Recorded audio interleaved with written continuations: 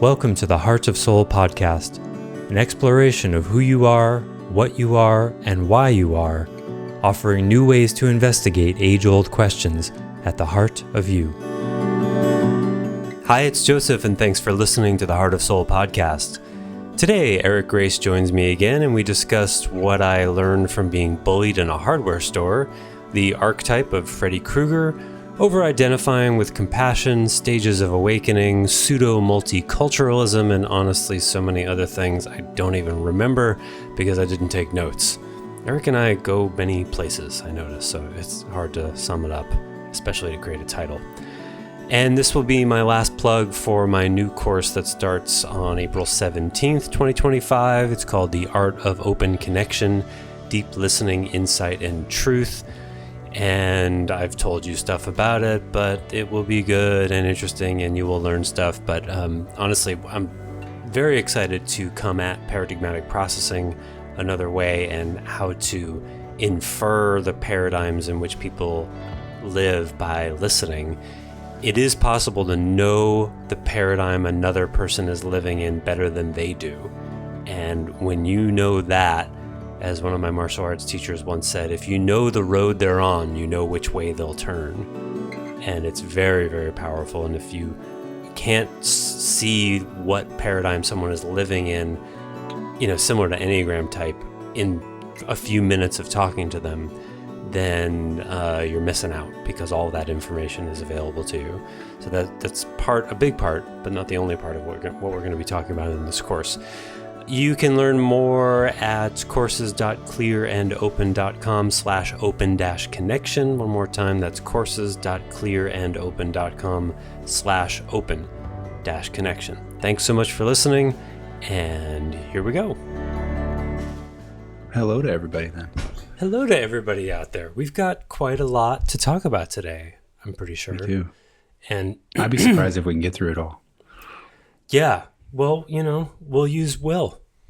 Push it through. Push it. Push it. God, yeah, it's the next thing, and now, because we got to stop and go on to the next thing, and there's no time. Okay? Yeah. No. Like that. Now. This is what we're going to do. Yeah. So, what are we talking about today? You had some agenda items. I have some agenda items. Yeah. Well, first let's do our little check-in. Yes. How's your time been? Oh man. Or today? So I apologize for the rasp in my throat. That is probably related to volcanic smog. We had episode 15 of the most recent eruption come and ended within a day. That's episode 15 in an eruption that's been on and off for 3 months. But I had a major breakthrough, I hope, related to VOG. So it's the worst VOG we've had in the 10 years I've been on Maui, and some people say longer than that. And the physical symptoms is this that throat stuff, body aches, allergy type symptoms. But I also have emotional reactions to it. No. Yeah, right.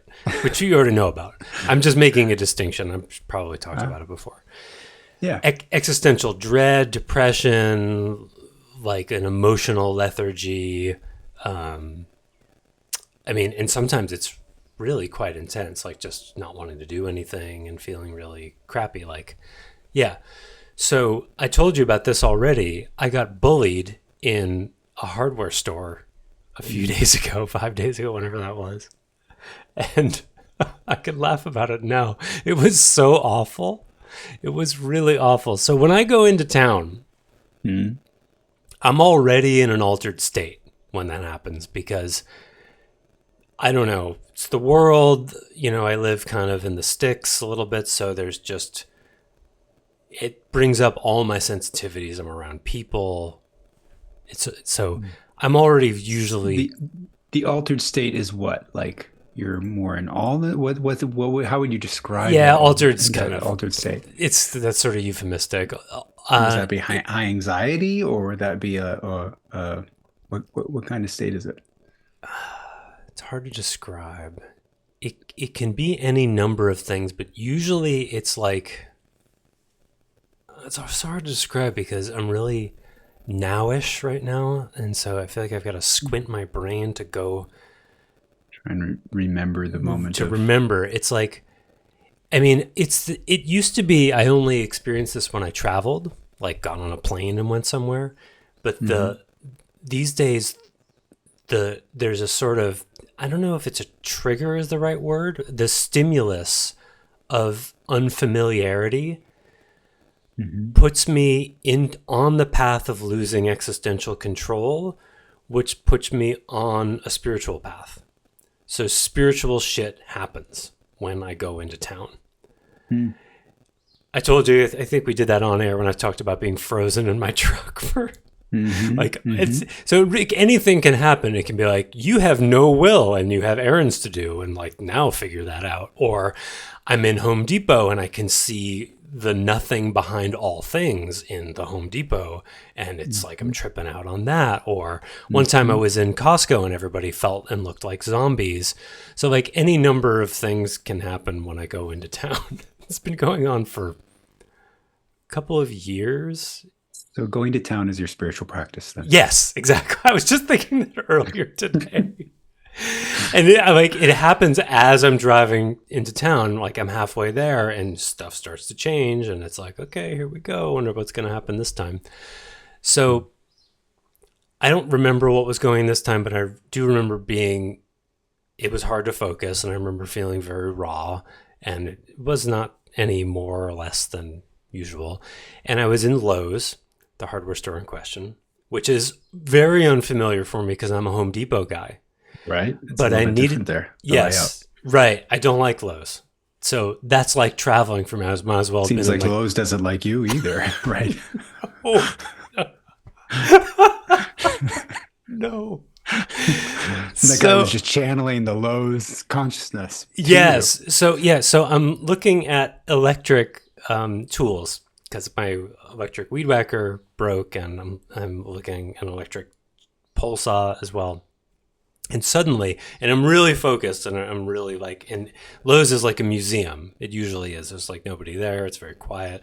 And suddenly this guy yells, "Don't buy an electric chainsaw!" Like so loud. I literally jumped probably a meter.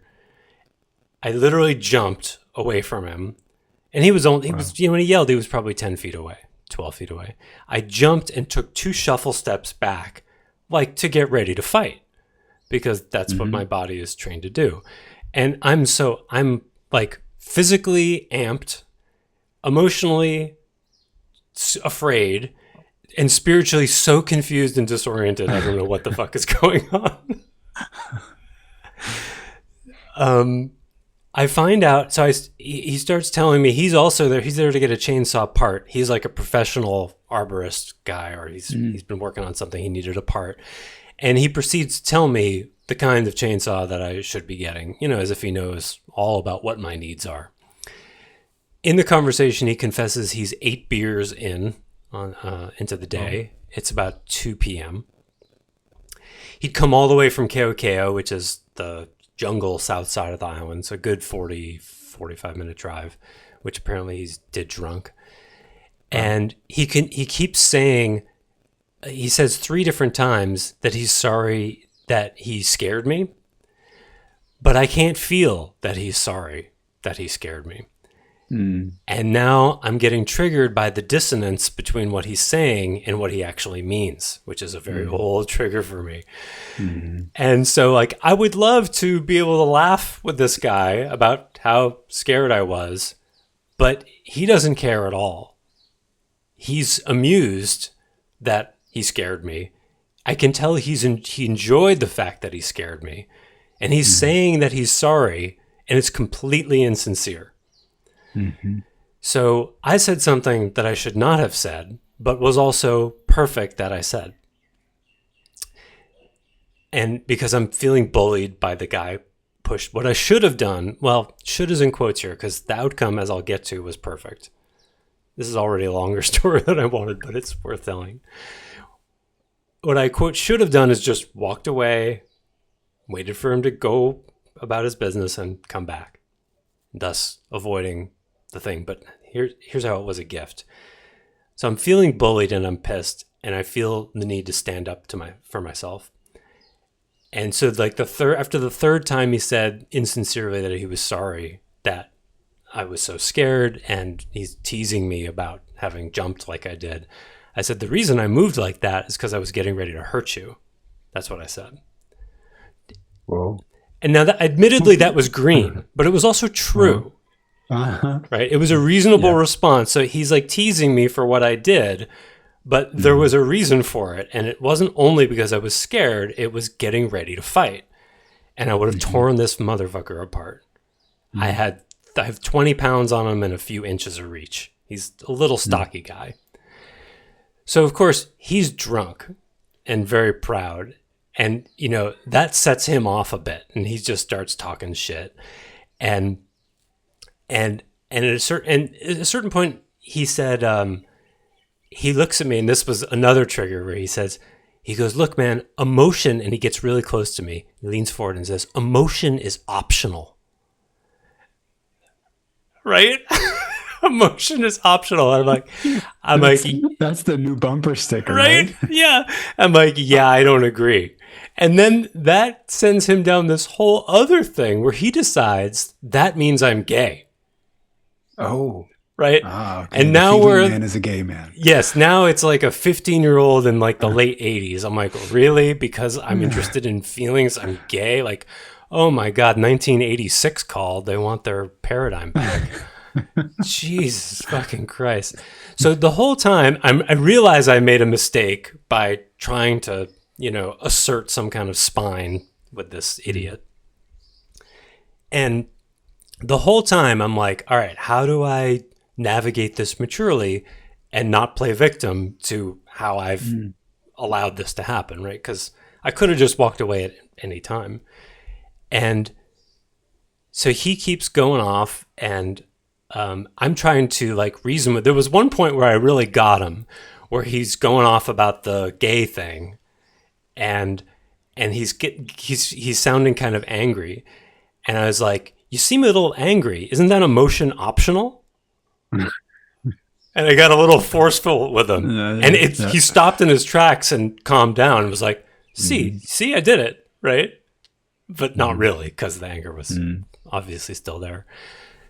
So anyway, it ended with him walking away saying anti-homosexual things, and I was just there with sort of like totally stunned, and I was left with the feeling of, you know, I didn't shout or anything or physically threaten him or anything like that, and that's precisely what was so useful about it, because I was trapped, right? My own maturity, other than that one slip, my own maturity would not allow myself to engage with him in some petty insult trading thing. I couldn't reason with him. I tried a few times. And so it was like I felt trapped and totally on the receiving end of like, I'm powerless to do anything. This guy comes in, shouts at me. I tried to, you know, use reason and advocate for myself, and he's not listening, and it's just all about him. And that somehow was life in that moment. I got back to my truck after buying the things that I did, and I just wept. I just wept for like a good 10, 15 minutes, including on my way to my next place. And I was really shaken for like probably a day. But I was also aware of just it immediately brought me back to being bullied as a kid, and how out of control I felt, and how not victimized, but yeah, powerless, out of control, like life and everything was bigger than I was. And that's what the volcanic smog does in a kind of general existential level, because you can't escape it. It makes everything hard. Everything takes more effort, brain fog, all of that. And now here was this acute personal version of that at the same time. And it left me with like just this raw, while life isn't safe feeling. That was a personal life isn't safe feeling, not just an existential kind of thing. And somehow I think by going through that, here's where my fingers are crossed because I don't know yet. I think I may have healed my volcanic smog trigger because it is so foggy right now. It's in the weather report, haze. When they report haze, like you see it, like it looks overcast, I usually can hardly get anything done on those days. And I feel the physical symptoms, but I went out and did yard work today, like hard work and had a great time. I've never done that when it's this foggy. And I feel the physical symptoms, but I don't feel the emotional malaise. In fact, I feel kind of a passionate anger kind of aliveness coming through. So I think that maybe I should be really thankful for this drunk asshole who triggered me like that. Invasively came into the space and shook something out of you to be with, huh? Because I can't remember the last time I felt that emotionally unsafe in reality. It felt so, I was so scared, like for a day, and couldn't get the guys. And just for listeners, again, you have black belts in 2 different kinds of I could have taken that guy apart. And you've been in many altercations with human beings at practicing and sparring and all these kind of things and not felt unsafe, right? Like, so never. I mean, that was the really interesting thing because it's like, I do feel physically unsafe, like in cases like that where if the guy has more than 40 or 50 pounds on me and maybe is like more than 6'1" or 6'2", then it's like, okay, this could be a bit of a problem. Like I might get a little hurt on the way to him being paralyzed, like that kind of thing. Like I should consider whether or not, but this guy, no, especially because he was drunk. So that, and it was really cool because none of that martial arts safety and or even the rage, like the anger and rage was not, afterwards I was sort of wondering like, where's the rageful pissed offness that wanted to beat this guy up in me? I couldn't find it. It wasn't in me.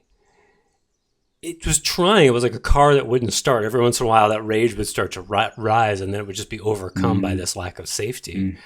And so it was awful, but I'm so glad at the same time because I think it was really useful. So God brought me a bully in the hardware store is what how I'm framing it at the moment. And if that's what I needed to cure my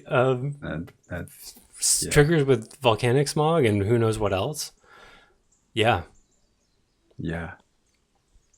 Praise the Lord. Praise Jesus. So one of my questions would be what I'm wondering is if you had said to him, I hear you say you're sorry, but I can't really feel that you're sorry. Oh, that would have been way better. Yeah. Do you think that would have de-escalated or do you think it would have heightened it for him? Because then he would have felt attacked by that or actually would have brought connection. What do you think would have happened? I would say he probably would have just dismissed it. I think he would have been like, dude, I don't know what you're talking about. But I don't think, even if he weren't drunk, I don't think there was any reaching him. This guy was, I think, an earthen soul. He was dense as rocks.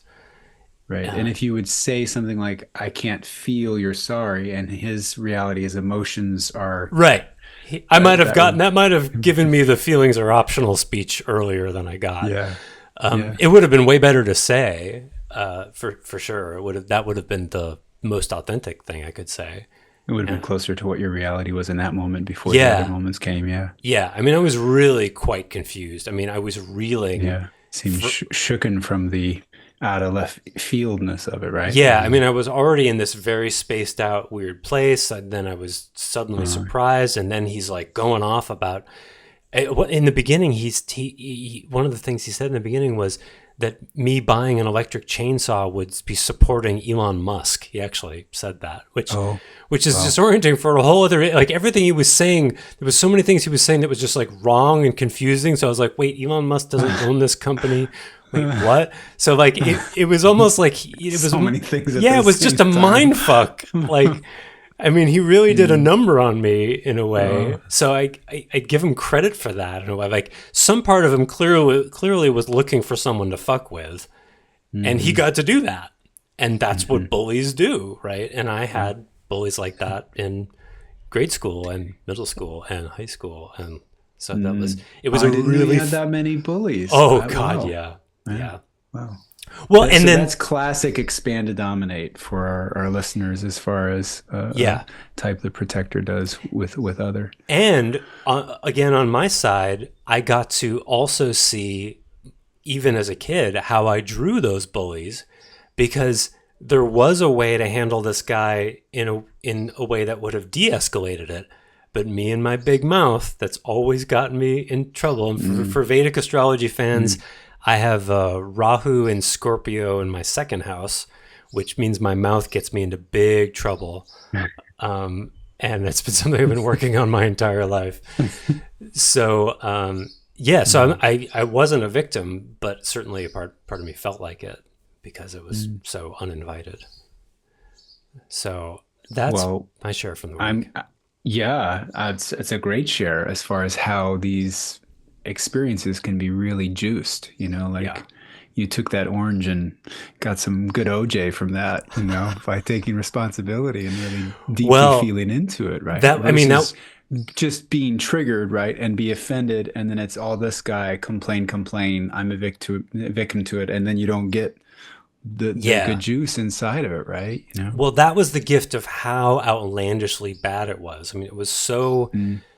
random. It was so randomly bad and hurt so much. I couldn't dismiss it. It was like, You knew it was like there's some other stuff here I really yeah, gotta something go else is at into. Yeah. work. I mean, I've had plenty of bad interactions with random people in the world, but this was really top 5. Mm. It was super Mm. bad. It felt as bad as if we actually got into a physical fight. Mm.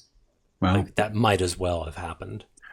That makes sense. I mean, when you have that many drinks in you, your energy field can be really out, especially if you're more of a rager anyways and a Yeah. dominator, it can come out and you were already really yinning with life Yeah. coming in. Yeah. So there's like Yeah. I think he was yeah. an 8.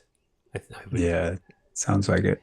because he was extremely confident for being a little smaller. I mean, yeah, I don't know if I had 20 pounds on him, but he was shorter than I was. And he was extremely confident, way more Mm. confident than he should have been. Mm. But I was Mm. gay, so because a Well, gay person couldn't possibly hurt the guy. no, so he felt he was safe. he Plus that he alcohol, felt I'm very sure, really safe. helped. And I Yes. could still feel there's a maddening, like, oh my God, that was so fucked up. He should not have felt nearly as safe as he did. Things he'll never know No, unless y'all meet in Lowe's again. I know that would be funny. Mm. Yeah. Well, two things that brings up in our volley.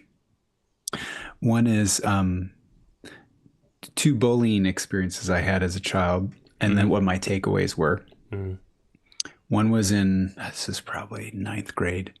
A guy, Mike Zellner, came up to me, just out of the blue, came up to me, pushed me against the wall, and took my nipples and raised me up by my nipples. Ow. Right? Oof. And I went into complete shock. I froze. I had no idea what the fuck was happening. And I just froze and I looked at him. And because I froze, I was just shocked. And then he put me back down and he laughed and he went off. And then I was like, I was so surprised that I could freeze like that, like that could happen.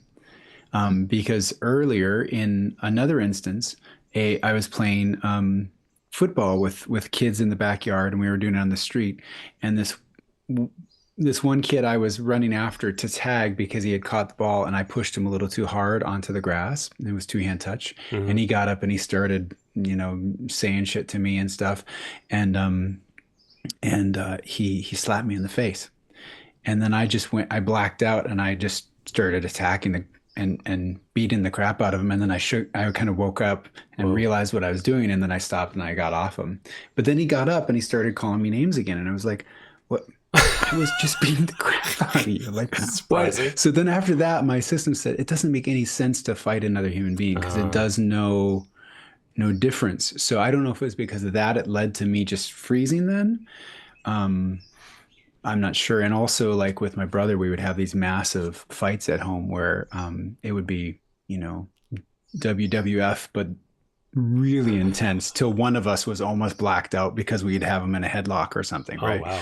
So it was like trying to get all that aggression that was in the family household out on each other. Wow. So it's not that I couldn't take care of myself, but I wasn't like you with using my voice to try and get at people like that. Yeah. It was I just then saw there was no point in powering over a person like that because it didn't lead to any resolution. Yeah. Um, but the other thing was this week, the trees are really beautiful out on our street with all the blossoms on the plum trees and whatnot. And I wanted to go out and take a picture of our street because we're going to be moving from here eventually. I'm going to be moving. And I go out to go take this picture, and it's a beautiful day. And there's this woman with three kids. Two are up a ways on the street, and she's back with one of them with the stroller, who's the kid's out of the stroller and trying to walk on the little uh, uh, I guess it's a scooter.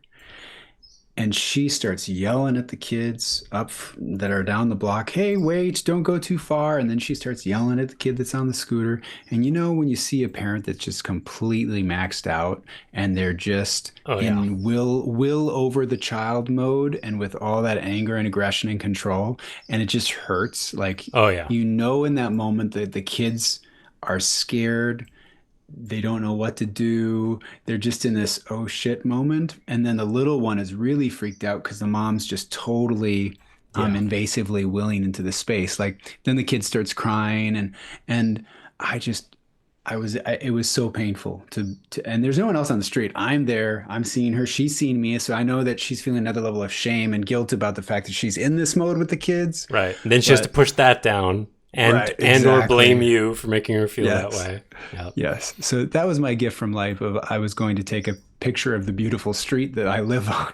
And you got, This was the wow. moment, you know, to be in of what I mean to think this moment with these kids was just one moment in many of their life and for so many kids that the parents doing their best. I mean, a mom trying to get three kids on a walk, and sometimes it's hard to corral kids, but the modes that we as parents can go into and how devastating that can be to kids, Yeah. especially when it's done over and over and over again. Mhm. That's quite a So that scene. was a mom bullying her kids, Yeah. Which unfortunately is really common. Parents bullying kids and not feeling them. That's where which is we live. probably where that guy in Lowe's learned what he was doing. Yeah, I would not have wanted to meet that guy's father. That's where my guess is where it came from. Wow. Okay. Well, anything else you want to share about you? Or was that just a response to the bullying thing? Do you want to say anything That was a more? response to the bullying thing. Yeah. I'm working with a protector that basically looks inside my own sense of him like Freddy Krueger. I don't remember if I've told you about this or not, but You did, so yeah, so like the intensity in the eyes and also his face feels like it's been acid's been poured on it. This is like when my dad would come at me with the intense rage and him saying, you won't break me kind of thing. So I've been feeling his intensity as well as a sense of the brokenness in him and what he covers over inside. There's this real deep sadness that's there. So I've just been taking time to feel him in different moments, see how he comes out.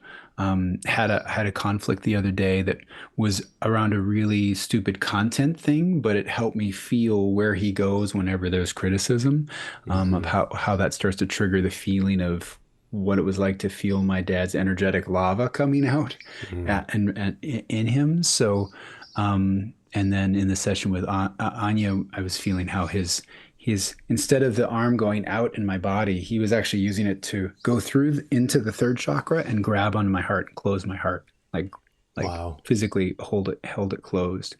So there's a lot of intensity there. There's a lot of fear, and there's a lot of covering over this deep sadness. And it made me think of just to talk about listeners if they ever try this. Have you ever done this where you go into the mirror and you look in the mirror and look at the part that's in your face and talk to the part in the mirror, and then really see and feel how, like, have a whole conversation, not just internally but with the mirror as well. And it's this whole form of mirror work that I've sometimes done with clients in retreats, and I sometimes do it with myself too. And so I was able to look at him in the mirror after this later today, and just be with him and see how much all the intensity that was there and why. And there's also this connection to a sagehood piece, because in the left eye of his eye specifically, there's this emptiness of pure non-existence. And so it was like his reality was, I don't exist. Then there's all this fear of, in being here, there's terror of being here. I've got to fight with reality, and there's no one here to actually be with me with all this.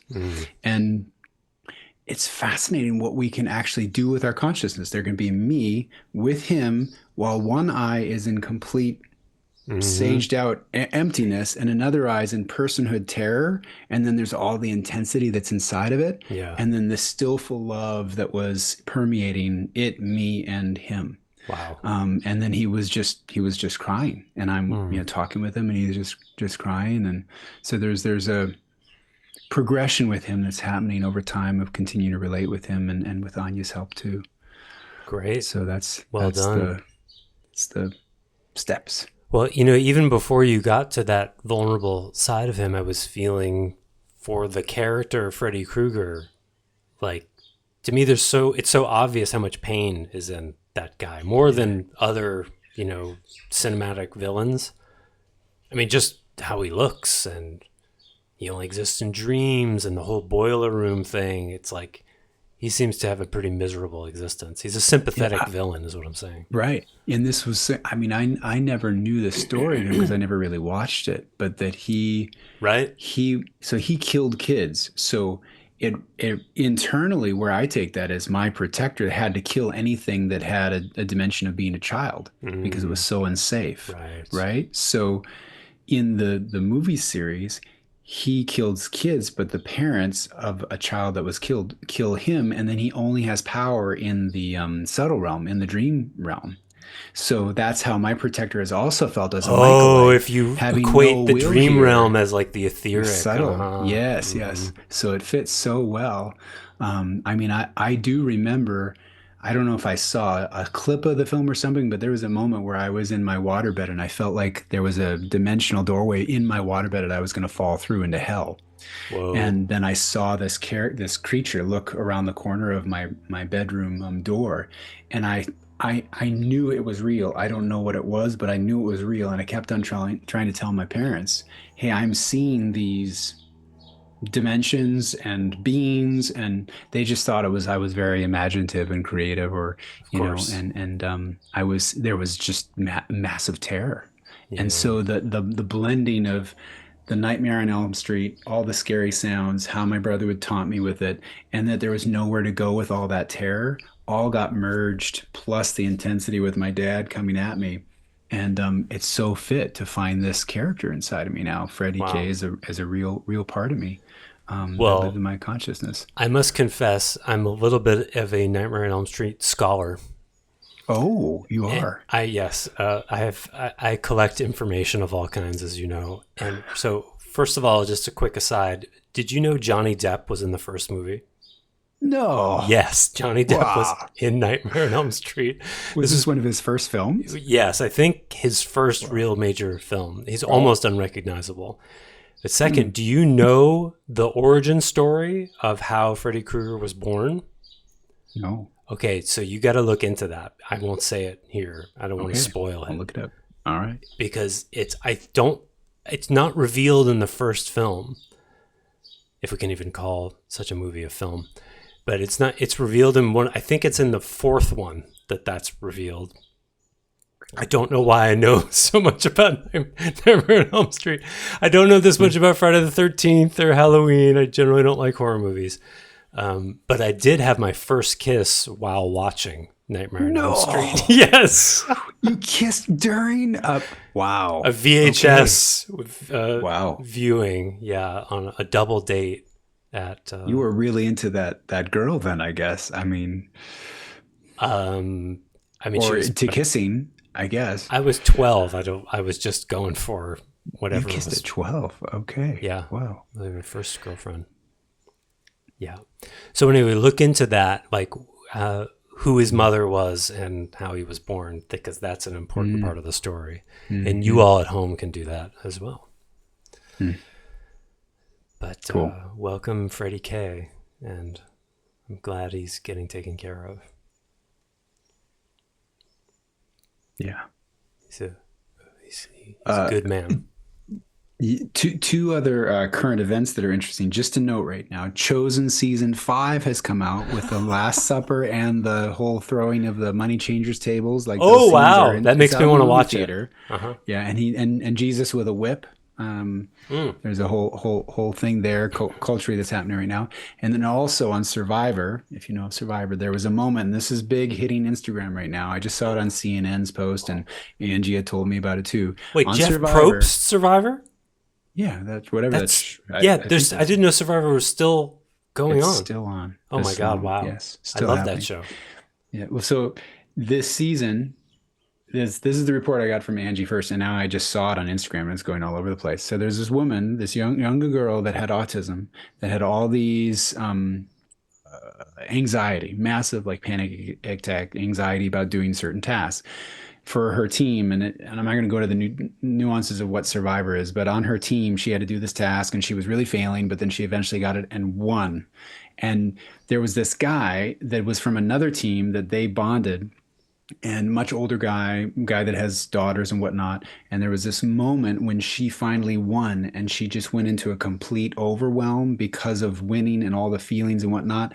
And the guy's over there in the other team, and he's not supposed to leave the team. He leaves the team to come over and comfort her. He just embraces her. And it's this moment of like when a man can embrace a woman in all of her feelings and just meet and support, and like, he just took her hands and helped kind of calm her down. It's like a father-daughter thing, but they're not father-daughters. Yeah. Really beautiful moment. So much so that the host, the first time Jeff has ever cried on the show, was crying watching this. And it's very, very powerful masculine-feminine dynamic, you know? Wow. So that's another cultural thing that's out there right now. Wow. Worth mentioning. I think. I love Survivor. I've not watched all the seasons, but I will look for that. That's it's on Paramount, is it? Yeah. Survivor, yeah. Mm-hmm. Okay. Wow, well, thanks for that. Well, I have an exciting announcement that will take a few minutes. So I'm going to read this announcement, and we'll go from there. We're doing great so far. We've covered a lot. Mm-hmm. So my exciting announcement is an innovation in my service offering. This summer, I'll launch a new AI-driven personal development program that will revolutionize the world of inner work. This AI platform has all the knowledge, wisdom, and insight that a great therapist or teacher does, but because it's a machine, it cannot actually make a real connection with you. This is the perfect solution for the many people who love the idea of transformation, but secretly don't want it to actually happen. It will give you brilliant answers and reflections, but because there's no real person there, you can avoid realness, enabling you to polish your defense system and pretend you're far more evolved than you actually are. Like the AI, you'll become someone who uses the right words, but cannot embody what you say. Many people are already there, and this will take that further for them. And if you have issues you don't want to deal with, the AI platform is completely trainable by you and will politely work around anything you don't want to address. It will continue to cheer you on and validate your sense that you're making progress, regardless of how much you avoid discomfort. Its ability to make you feel good about yourself, irrespective of the quality of your inner work, is beyond anything a human being can do because it's programmed to be infinitely patient. Does this sound too good to be true so far? Yeah, and infinitely validating too, right? Yes, exactly. It has the power to give you the unconditional acceptance that parts of you codependently crave due to unmet childhood needs, just like starving people are tempted to eat so much it hurts them. You can be confident that the AI will set no boundaries with you because, unlike your parents, it's always in your control. Thus, finally giving you the feeling that your parents can't hurt you anymore, at least when you're not talking to actual human beings who are far more complex and troublesome to relate to. This platform is far less work than interacting with real people who trigger deep issues with love, connection, and the nature of soulfulness, but now you don't have to deal with any of that. You can approximate that kind of work with AI for a fraction of the effort and the cost of working with a real person. But wait, there's more. We're not just talking about personal development. If you're interested in spirituality, this engine can emulate spiritual work as well. If you're new to real spirituality and don't have a reference point for what it's actually about, that's great news. My AI engine leads you down a path of risk-free, safe, and controlled spirituality, and you won't even realize what you're missing. It won't hold you accountable, and you can be part of a community of other people who reinforce your reality, eliminating any self-doubt. Plus, the first step of your AI-driven personal development journey begins with the platform exhaustively interviewing you to determine your perspectives, beliefs, and assumptions about reality to ensure that your values, however flawed, will never be uncomfortably challenged, just like a real mainstream therapist. You're empowered to maintain your picture of reality and improve your coping mechanisms, thus avoiding the confusion, disorientation, and discomfort that real growth requires. In this post-truth era in which we live, where objective reality is increasingly irrelevant, it no longer matters what's real and what's not. So why not just go with what feels good and is easy? Why face your fears? My AI platform leads you to the illusion of maturity, confidence, and if you like, spiritual attainment. You won't actually have those things, but you'll believe you do, and it's for all purposes the same. Why not use AI's virtual reality to improve the virtual reality you're already in? Everybody's doing it. Why waste the time and money doing the hard work of self-actualization when you can simulate it on your terms? We now have the technology to enable you. The future is now.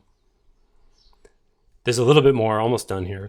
The fact that the AI will have the right words but won't actually feel and see you dovetails perfectly with your childhood conditioning. The same way your parents said, "I love you," but you couldn't really feel it, will be recapitulated, giving you a familiar sense of vaguely hollow but deficient love, but in a way that's in your control so you can never have to risk real vulnerability again. But you'll have the words and the phrases to make it seem like you do, and because that's mostly what other people are doing, no one will be the wiser.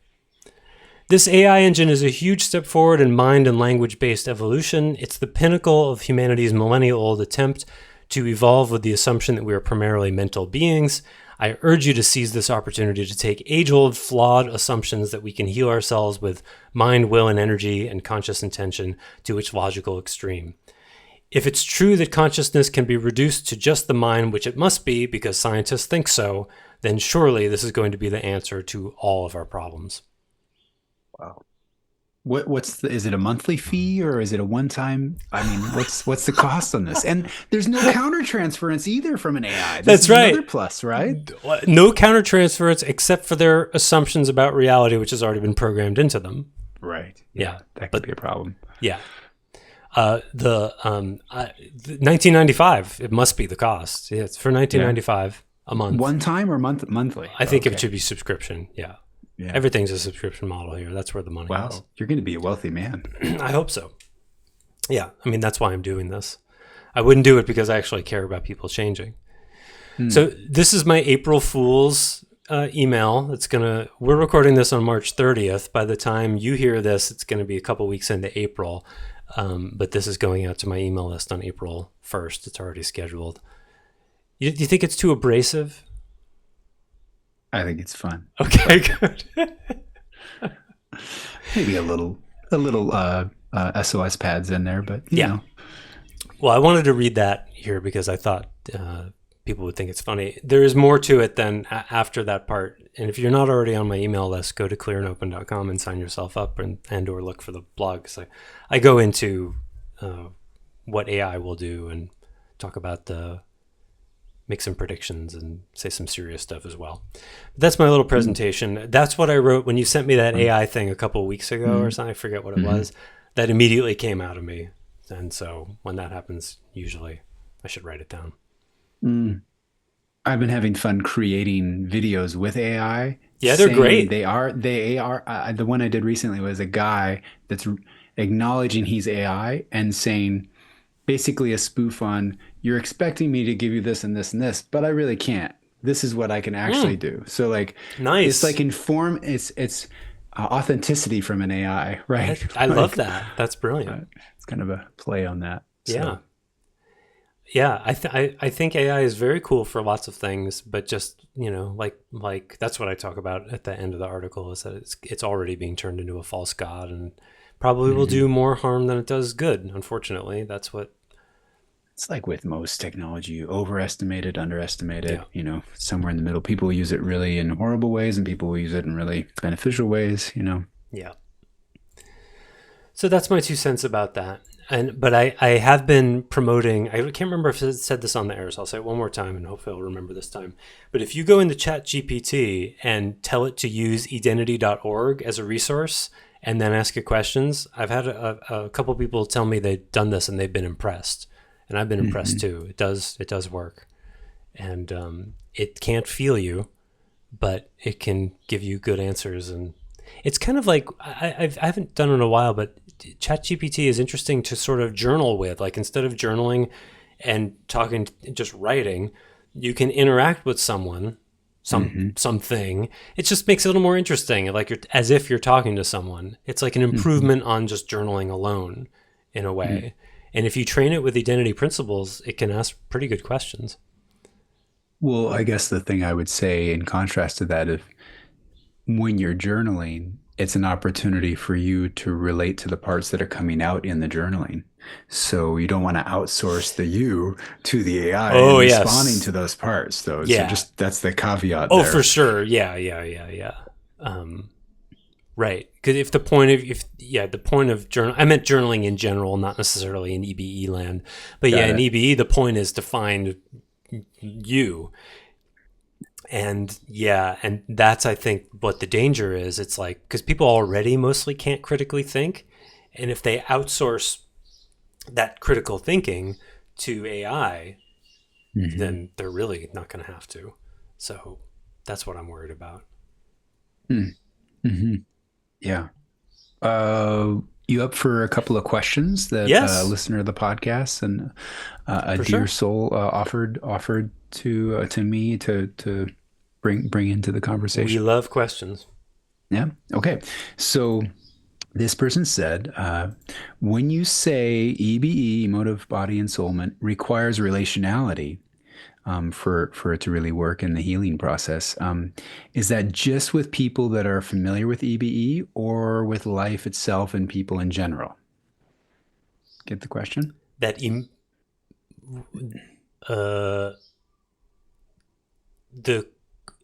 To do EBE, where we have as a premise to heal your emotive-based wounds that happened in relationship to an authority figure in your childhood, that those only can be healed in relationship with a facilitator with a sufficiently open heart. So that's the premise. We would say that for anyone who's doing EBE, or is the question like, can someone heal their emotional wounds on their own by not doing that? I don't quite get the question. The question is about, is it only with people in EBE that you can heal? Oh, it's around relationality in EBE, and like, it also connects to the cultic question you asked a couple of times ago, I think too. Like, okay, hey, people are connecting into EBE, and like, do you need the facilitator? That's connected to what you were just saying, and why. But then even outside of that relationship, is it you only can explore where relationality is with other EBE individuals that are going through that process, or is it all of life itself, or some combination? Oh, I see. Yeah, I get it. Well, I would never say absolutely. Like, Stace has said many times on the podcast, and I sometimes would insert this. He would say, there's no other paradigm that, and I would often say, as far as we know, because as far as I'm concerned, EBE is so unknown in the world, there could be 25 other identities that are just as unknown and hard to come across, So like, For some reason, I'm always imagining Australia when I say that. Maybe it's my intuition. I'm always seeing something in Australia. So yeah, I mean, and there could be someone who just for whatever reason has a, unusually open heart. I mean, I remember Ajasanti talking about bumping into an enlightened person working in like an ice cream store in Kauai. He just saw it like, oh my God, this person is awake. And they had this like brief exchange in the eyes, and the ice cream store guy was just doing his thing, and like he knew he was awake but was hiding in an ice cream store instead of being on a world stage, Right. like Right. so I would never presume to say anything as absolute as like, well, only someone who's done 3, 5, 10, 15, 20 years of EB has an open enough heart to blah blah blah. No, I wouldn't say that.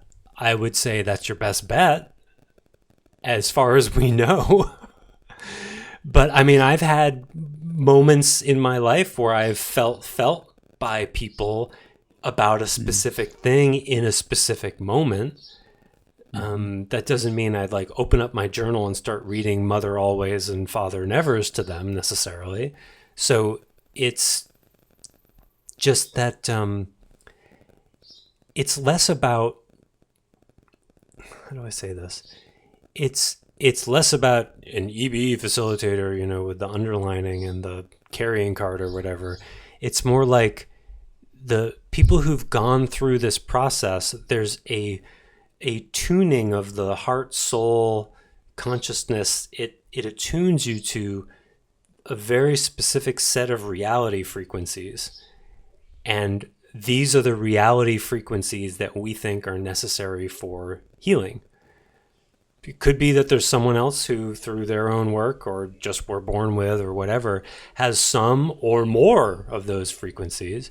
But like when I share emotions with people, just people that I know, people that I'm friends with, non-EBE friends, I can feel what goes in and I can feel what doesn't.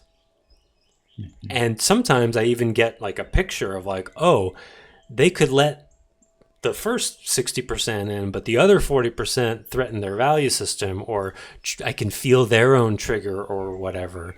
And so, like, even with an EBE facilitator, an EBE facilitator you might express pure emotion, and they might not be able to like receive it all in that moment. But they're going to have the meta and the self-tracking to be able to see what they didn't let in and then come back around to it. So we're extremely hyper emotionally aware, more than in any model I've ever seen. There could be another model out there that is even better. And if so, I hope they'll reach out to me. We'll close up shop and learn their paradigm. That would be fucking great. But that hasn't happened yet. So that's my answer to that question. What do you think? Well, I take it from another door and just saying that I think it's a yes and, where ideally you have a facilitator that is creating that gradient to help elicit all those things to be worked out and worked through. Oh, the authority gradient, that's a whole separate thing. That's really necessary. And also that you have other people that are doing this work that understand, can feel, and have been going through the whole deconstruction process to be able to get where you're at times. That can be helpful to have peers or friends that you can talk about what you're going through with them. It's different than with conversations you would have with a facilitator. I see that as valuable too. And then the rest of life, there's so much, like you say, a moment where you have an exchange with someone that can be really quite valuable and illuminative. And then it can be a rich experience with another human being. So it's, to me, life is so much bigger than all of this. And it can come through individuals and, animals and nature and all that. But actually our issues with human beings, there's a degree of consciousness, like you're saying. I agree with it. We're investigating, developing, and making more and more capacity available to interact and explore with one another. And there's going to be limits for individuals that don't do that kind of work of how much you can bring to that interaction. That's not to say that some of it can't be very, beneficial or rich or nourishing. So for me, it's a yes and around Yeah, I that. totally agree. Yeah, and I think that there's a lot of modalities out there that try to flatten the authority dynamic between the client and the therapist or whatever, teacher or whatever it is. And that's the direction things are going in these days. And I know the millennial generation has huge authority issues in general, because the parents of the millennials usually flatten their authority too much. So they're allergic to accountability and they want to feel good. I'm speaking generally here. But generally speaking, I think there's an eschewing of authority that is going to be problematic, because, and that's why I joked about that in that AI piece about, I forget how, but it points to that there'll be no accountability and you're not going to be pushed out of your comfort zone. And so that's why I think it's important. Like I have a friend who is a non-EBE person that I talk to when I want validation and not having to look any deeper. Is that what the on the phone number contact? It's Yeah, right. Validating friend. Yeah, I hold down the letter E for enable me, but it's like if I want to vent or I want someone just to take my side, and like if I want that, I know she'll do that, and sometimes that's necessary, and sometimes you want a friend who will validate the feeling and call you on it in a non-authority way. And there's also a usefulness to having someone who is an authority figure and will guide you, because if you don't have that, speaking of someone who's worked with people in a capacity like that or in that for over 2 decades, the protector is too clever and will weasel out of stuff. One of my unfinished books is called No Accountability, No Change. And because of extreme subjectivism, there's an allergy to that and this sort of faux self-empowerment of nobody can tell me what to do. And one of the things that I think I've talked about on this podcast that I feel really lucky to have had early on was I had sports coaches at a very early age, quote, making me do stuff that I didn't think I could do. And that's where I got my authority conditioning from. Like, oh, authorities push you to do shit that's uncomfortable, and sometimes you'll hate them, but they'll help you do things that you don't think you can do. And the younger generations of people don't seem to have that. The Gen X, my generation, was the last generation to have that in any significant way. There are some young people, again, I'm speaking generally here, but that's something I'm really worried about, that's going away.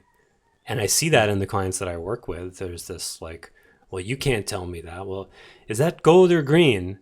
Well, when you ask me that, I know that you think that's green. Yeah, don't be a smart rat. Work it out. Like, I'm asking you the question. If it implies that I already know it's green, yeah, like that's kind of my job. That's like when the swim coach says, is that the best you can do? They're implying that you can do better. That's their fucking job. So if you have a problem with being led like that, then find someone else. That's how it works. When the guitar teacher says, "Oh, you can that scale at 120 beats per minute, is that the best you can do?" That's their job, is to push you. So resent them at your own peril, and that's their job. And you can't. Well, I almost said you can't get to greatness without that. That's not true. But you usually can't get to greatness without that. I don't think Eddie Van Halen had a guitar teacher. But I tell you, sure as hell had several past lives where he worked his ass off as a musician. And if I'm seeing this right, he had mentors then. So he wasn't just born that way. I remember getting this argument with a friend of mine in college about lessons and teachers. And he's like, Eddie Van Halen never learned music theory. Yeah, the dude was someone like Mozart in a past life. Like, he didn't have to. Well, Mozart didn't study anything either. He just knew it all. But you don't write operas at 6 years old if you didn't put hard work in a previous life. It's not just some God's gift thing. Oh, God made you a musician. No, you made you a musician before. That's not hard to see. Yeah. But I think the counter to that, and I do this a lot, it's not because I'm not agreeing with you. I do. It's just the add-on is that how we do that as authorities, or how the swim coach does that. I mean, Mm-hmm. there were generations where it was so willing over, and I think we're at the pendulum going the other direction of like anti the will, right? Anti Mm-hmm. direction that's without love, without the care, without the. There's a way to get that kind of feedback and direction and support and encouragement to go further than they've got, or to look at things in a new way that can be. Um, it can be critical and judgmental or harsh, or it can be, hey, I think, I think you could go deeper here, or explore this a little bit more without the, I don't know, the The edginess or edge, the, yeah. you know, and sometimes the edge can be really invigorating and help Mm-hmm. person go, whoa, wow, yeah, thank you. So it's not that there's never an edge. It's just how I think we've seen in so many instances in history that teachers can abuse that relationship to power. Oh, for They can sure. abuse to that relationship to knowing more. And so that's the both end of it for me. Yeah. That there's such a value of having teachers that can see and feel and offer you new possibilities to explore and grow into, and that hopefully they've done their work like we continue to do ours, where we're willing to be accountable when we make mistakes, to come around and apologize, or to have a conversation if the person feels like it's come in a way that didn't really work for them, and at least explore why on both sides, that there can be a conversation there at times. Mm-hmm. That's important too. I totally agree. And a lot of it is style and a lot of it is the moment. I mean, I'm not Hmm. like, I don't want people to think that I'm an edgy hard ass when I facilitate people. I'm almost all of the time not. But there are times where I will just say, like, hey, man, you've been on the edge of taking this step for like a year and a half. It's time to just do it. You know, Hmm. we're going in circles here. Yeah. And I use intuition to try to read out whether that's the right time or not.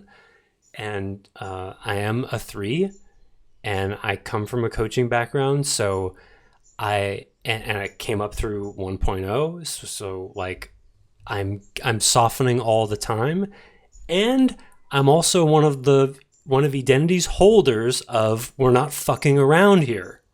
Mm. Because it would be very easy for EBE to go the way of IFS or CBT, or it would be very easy for it to soften and dilute, and suddenly it's on the facilitant's terms. It would be very Mm. easy for that to happen. And Mm. EBE is not on the facilitant's terms. Mhm. So that's where, Which, because what that would mean is it's on the protector's terms then, which because never of the supports 70-30 the rule. individual, and then it would never support the individual to actually grow enough to be able to help the protector to actually relax and let go into the soulful self. Right. That's the motive why. And that's where the cult confusion comes in, because it's like, Mhm. okay, so the cult confusion, and see definitions of cult that Stace and I talked about, goes back to like episode, I don't know, 10 or 15, somewhere around there. It goes back to the misunderstanding of a cult, the authority issues that come from that. It's like, anytime you hire someone to teach you guitar or to do plumbing for you, you're hiring them because they know something better than you. When you hire an EBE facilitator, you're hiring someone who knows you better than you. Sorry, not always, not in every way, not in every moment, but like, one of the things that in the article that I didn't read, that's at the very end, is just the fact of the matter. What was the piece from the Matrix I was talking about? Oh, I quote Morpheus: "Do you want to know what it is?" The Matrix is not a machine. It's not a set of machines. It's not a. The Matrix is not a machine that you're living inside of. It's your own defense system. And what Morpheus says about the Matrix in our world, he's talking about, and you can do a Zen interpretation of it, but a general identity interpretation of it is, he's talking about the prison of your own mind, your protector. Mind is a Will euphemism and there. energy. Mind, Yeah. will, and Hmm. energy. Yeah, thank you. Hmm. He's talking about the prison of your own will, mind, and energy. That's what you're trapped inside of. Morpheus knows Neo is trapped inside of it. He knows the nature of it. Neo doesn't, but he's hungry to. And then I love the quote, Morpheus says, no one can tell you what the Matrix is. You have to experience it for yourself. That doesn't make any sense in the movie, because he could tell them what it is. You're actually in this pod and you're plugged into some stuff, and there's, right? He could describe that, right? So he's talking allegorically, talking metaphorically. We as facilitators can size up your protection system. We see your meds. We see your basic defense patterns. We see your core wounding after like a couple of hours tops, sometimes sooner. And then our job is to try to lead you to having that experience for yourself and minimize us telling you it. And that's hard because your protector doesn't want to know. Right? Or it knows and it doesn't want to have to come to terms with the fact that it does know, and that you know now too, and that we know as well. And when everybody knows, there's like, okay, the jig's up. What are you going to choose? You know? Yeah, it's a whole different world. It's a world where, I'm sure you know this, Eric, like sometimes I'm walking through the grocery store and someone walks by me and I look in their eyes and I just get, sexual abuse. I just see it. The only reason, I've said this before, the only reason you don't read out emotional motives, wound patterns, and blah, blah, blah in other people is because is to the degree you haven't explored it yourself. When you've done all that in yourself, when you're out of the matrix in that way, you see it everywhere, very often when you don't want to. So when you have that going on and you recognize that that is possible, it's possible to read someone else's unconscious, that's where the facilitant has to give the facilitator some room to work. Because we're constantly holding back what we see to try to give you a direct experience of it. And it's not always perfect. It's hard. So you got to be on the side of truth and not just like, don't tell me, you can't tell me. I have people like this. Like, you don't tell me. When you say, is that gold or green? I know you think it's green, and that just screws me up. Like, well, like, you got to take some responsibility for your reaction to that. Because that's why we're here. It's just like if I'm teaching someone chess and they make a move and I go, are you sure you want to make that move? Like, if that triggers your shame that maybe you made a bad move, like, you got to be at least a tiny bit bigger than that, or a little bit meta to that. Because that's just sort of the meta ante to the game. And I'm concerned that younger generations are so offended by the assertion of authority that they can't take that. And that's going to cripple them. Yeah. Well, in response, my I'm moving in your direction of 3. So and I'm moving in to 6, which is to 6. More like you. It's halfway to 9, right? 6s and 9s have a lot of. They're both other base types. Yeah. Well, so in moving to 3, something burped out of me with a client this week that I just like totally challenged the dynamic, and did not know I was going to say it. Just burped out of me, and it was a powerful moment, and it was important, and but it was much more direct around a very challenging dynamic, and I thought afterwards, after the session, I was like, this is another step in that direction of being a little bit more intense, edgy, and direct like that, and how it can be really useful. Yeah. So, I mean, I'm just advocating for the concern that I have. I'm well aware that my path is about, moving toward 6. Incidentally, with the Enneagram, you don't become your integration type. I've never seen anybody do that. You adopt 10 or 15%, 20% of the qualities maybe. And if you think I'm edgy now, you should have seen me 10 years ago. You should have seen me even 10 months ago. Hell, 10 minutes ago. No, not 10 minutes ago. 10 weeks for sure. So I'm always moving in that direction. But like I said, it's that's my style. And evolution, baby. Yeah. And we need. I think there are places for both, right? There are things that you've brought to me when you were my facilitator years ago and still bring to me, that you bring it with with the giant orb of love vibe that is just the way I need to hear it. Other times I need to hear things in more incisive ways. Just depends. And I would say for any facilitant that I hope over their years of work that they get to experience a variety of people. Both. Yeah. And everything in between. That. Yeah. Second question, you open for that? Of course. Yeah. You say identity is feeling the emotional body and that the protectors try to not feel things. Does our protector have no power when we can feel it all? That's the first part of the question.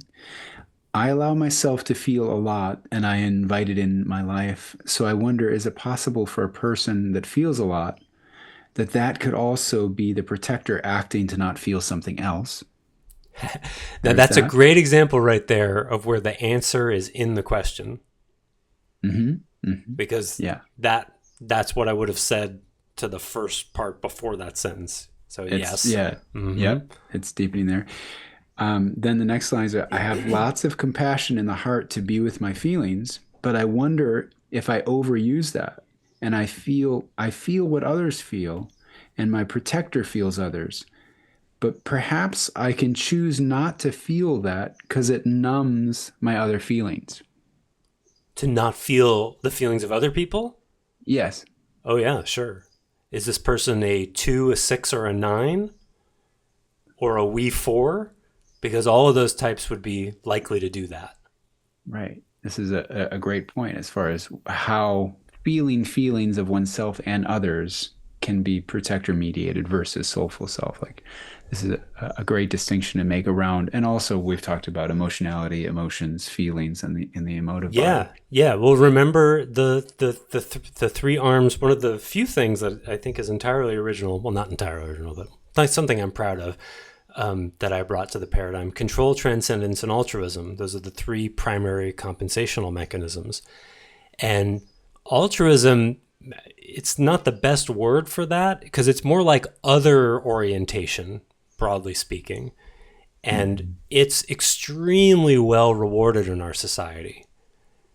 And that's why the vast majority of caretaking behaviors are invisible to people. When people think of caretaking, they think of like, handing money to an alcoholic, like something really over, like outside a liquor store or something like that. But enabling behaviors are ubiquitous. So who gets the bad raps are the quote unquote narcissists in our world, which is something we're going to be talking about soon. The self-centered people are bad, and the caring quotes, other-oriented people, they're empathetic, good. Caring, altruistic. Yeah, but if they're doing that, anyone who's naturally caring that way, 2s, 6s, and 9s, they're always, in my experience, using it to not deal with something in them. I've never seen an exception to that. The same way the 3s, 7s, and 8s who are naturally, and 1s, and naturally, 1s can go either way. But the self-oriented people are always using that self-arrogant kind of vibe to cover their own shame and insecurity. But the self-oriented people are seen as bad. Gee, I wonder why that is. Could it have anything to do with Judeo-Christianity, which is the water in which we swim? So as a 3, as a recovering me-spacer 3, I get pissed off sometimes when the warm, fuzzy people are held up as like, oh, they're so sweet, and isn't Adyashanti just such a lovely person? And, I just love him. Well, like, yeah, well, why? And it's like there's an unconditional love grab very often in that. And of course it's lovely to be around such people, but you also need the cold water in your face sometimes. So and having boundaries of a self was really important. Yeah. So not just boundaries that I can say no and feel good about saying no to you, like how boundaries are held in society, like, oh, I asserted my boundary, but actually having boundaries of a self, of being able to know what your needs are and how to take care of them inside yourself instead of always cycling it through another person. Yeah, and one of the trickinesses with this is if you may not notice already, but I think that if one does a sufficient amount of healing, let me say it this way. I experience a self-centered, arrogant person the same way I do a syrupy, other-oriented person. Mm. It's gross. I don't buy it. It's That just they're not as in their real center. yeah. They're It's doing just as other false. things that are impact the space of being able to connect with the Yeah, person or exactly. being a relatable Yeah, way.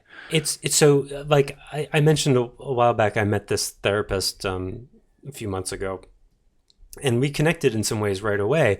But then I started to feel how identified she was with her therapist identity. As a role. Yeah, the role, Mm-hmm. which is extremely common. Like most people, I think it's inevitable for anyone, and then you have to get over it. I certainly did it as a coach. It was more so then, and then I don't know if it ever really happened. I didn't identify with the role as facilitator for various reasons, but I definitely did as a coach.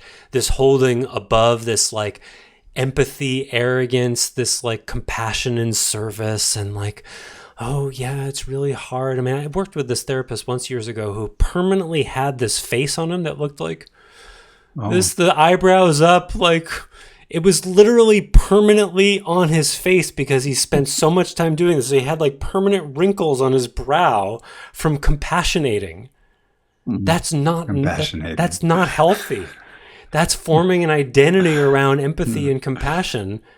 It sells out your spine. You have no balls then. So, yeah, but it's really well accepted, and it's annoying to me because I don't like it. That doesn't reach me. It feels what I feel when such people direct care toward me. I feel a taking, because caretaking is a taking. I feel I'm caring about you and having empathy, and I need you to receive it and like me and need me more so that I get to feel better about myself. I feel that. I feel the taking. Now, my mother also did that. So full disclosure, there's a little bit of a trigger in there, but I'm also really sensitive to it. I don't buy it. And so then as a result, though individuals that have those kind of dynamics going on, you trust them less as far as I was just going to bring that up. Oh, I remember why I watched that Bob Dylan movie, A Complete Unknown. Complete Unknown, a few days ago. Oh my God, I cried through that whole thing. I was totally surprised. I didn't know, because I've never been a Bob Dylan fan, and I didn't really get it until, and the movie helped me. Like, oh, there's soul in this. Like, I get that. The music doesn't do a lot for me, but I could feel the soulfulness in it. And Chalamet did an amazing job, but who I really was impressed with was Ed Norton. Oh my God. Ed Norton is Pete Seeger, because Ed Norton is an asshole, right? Well, I mean, I don't know him, but he can do an asshole. Like, he can be so edgy and so piercing. And so what I loved about the Pete Seeger character is he was being this nice guy. Yeah. That was totally unbelievable, because people who are as nice as Pete Seeger, I don't buy that. Yeah. The upstanding guy, and then sees the train going in the other direction. He's like, why doesn't everybody just want to be this just like this way, apple cheek, happy, like, let's just play guitar and sing Kumbaya. I don't trust people like that. They're too nice. And so I loved Ed Norton in that role, because Ed Norton's edge was feelable underneath the nice guy. It was so entertaining. Yeah. And when they were going to pull out the plugs for towards the end there, it started to come out a little bit. Yeah. It reminds me of this thing I read a while ago, that metalheads, people who listen to metal music, are nice people, warm, generous, kind, nice people, cosplaying angry people, and hippies. Wait. What's cosplay? Costume play. Oh, okay. All right. That's a word in our lexicon, cosplay. I never liked it, but it's, So they're pretending to be angry, but they're actually really nice people. And hippies are angry people pretending to be nice. love Yeah, that. that's good. That's Yeah. good. Anyway, good Hmm. question. Thank you, Yeah, well, that listener. was a two. Yeah, yeah. Great. I love questions coming in.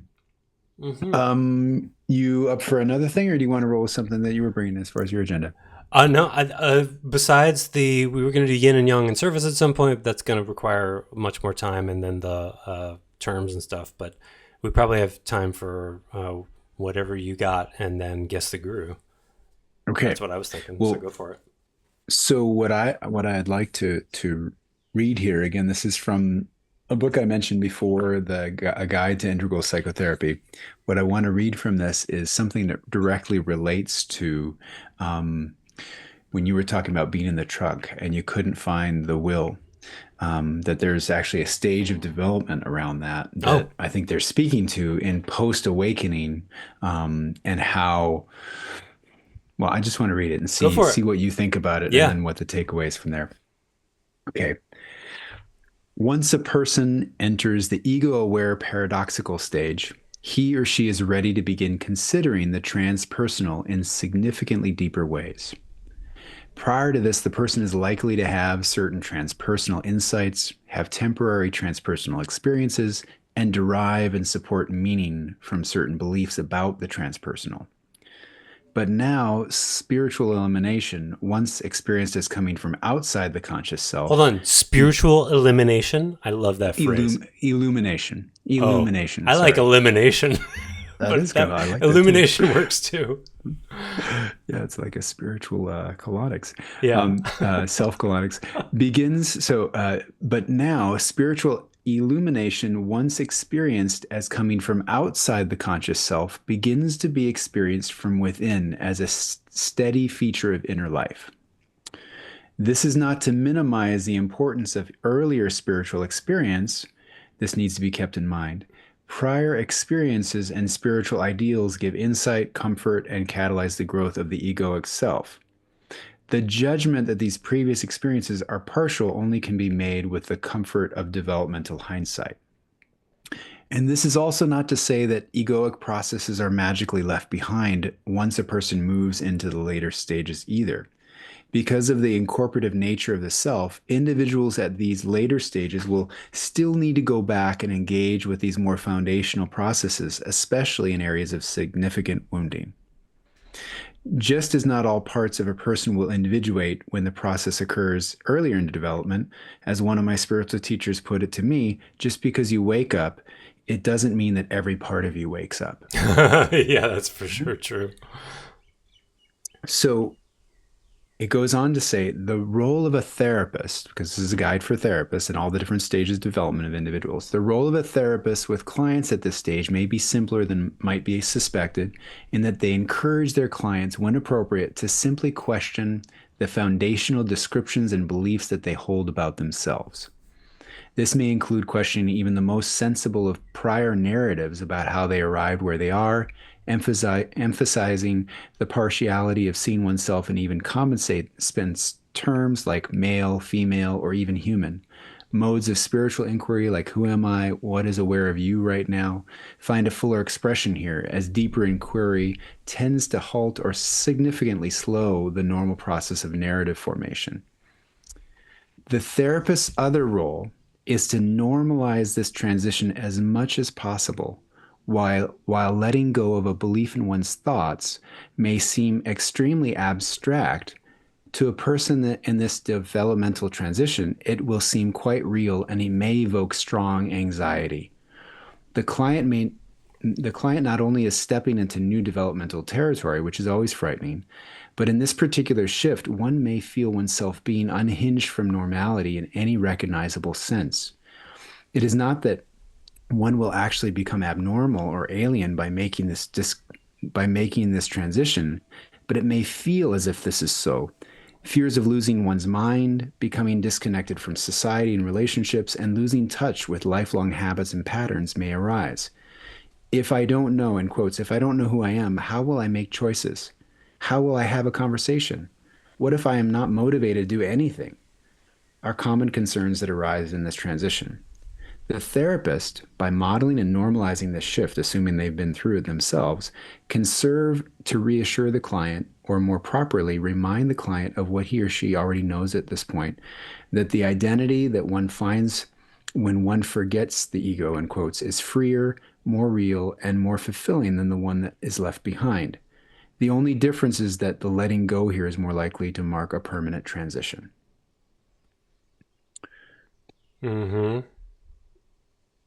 So there's a marked a recognition of the transition here into moving from mental orientation of self and beliefs and all that into a deeper state of being, which they're talking about as the non-dual, a transpersonal orientation, and how a therapist that's aware of that or had their own transition at that stage of working with someone is helpful in helping the person go through the reorganization that's happening in their own consciousness of where the center of gravity is, and then the kinds of fears or panics or cycles that can happen as a result of that transition. Mm-hmm. And even being in the unknown around how to make choices or along Mm-hmm. those lines. So I felt there was a thread that tied to you having your own form of that, but there's a different context here that's in that versus what we're doing. And I just Yeah. wanted to share that so that you could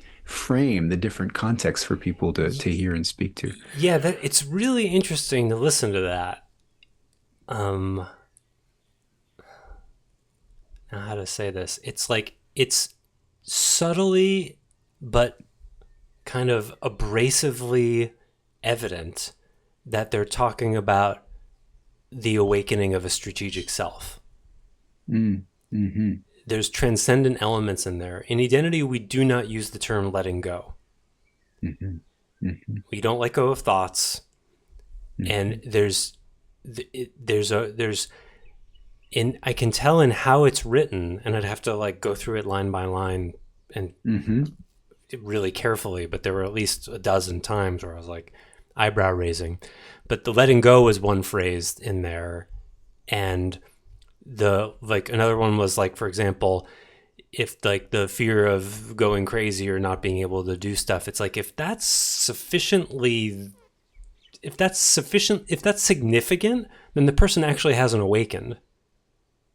You know, awakening is when you get over the hump of the fear of loss of self. The integration of it can bring confusion, but there's no question in an awakened person, I would suggest, that they're better off than they were before. So it's like the question I ask is like, how do I function this way?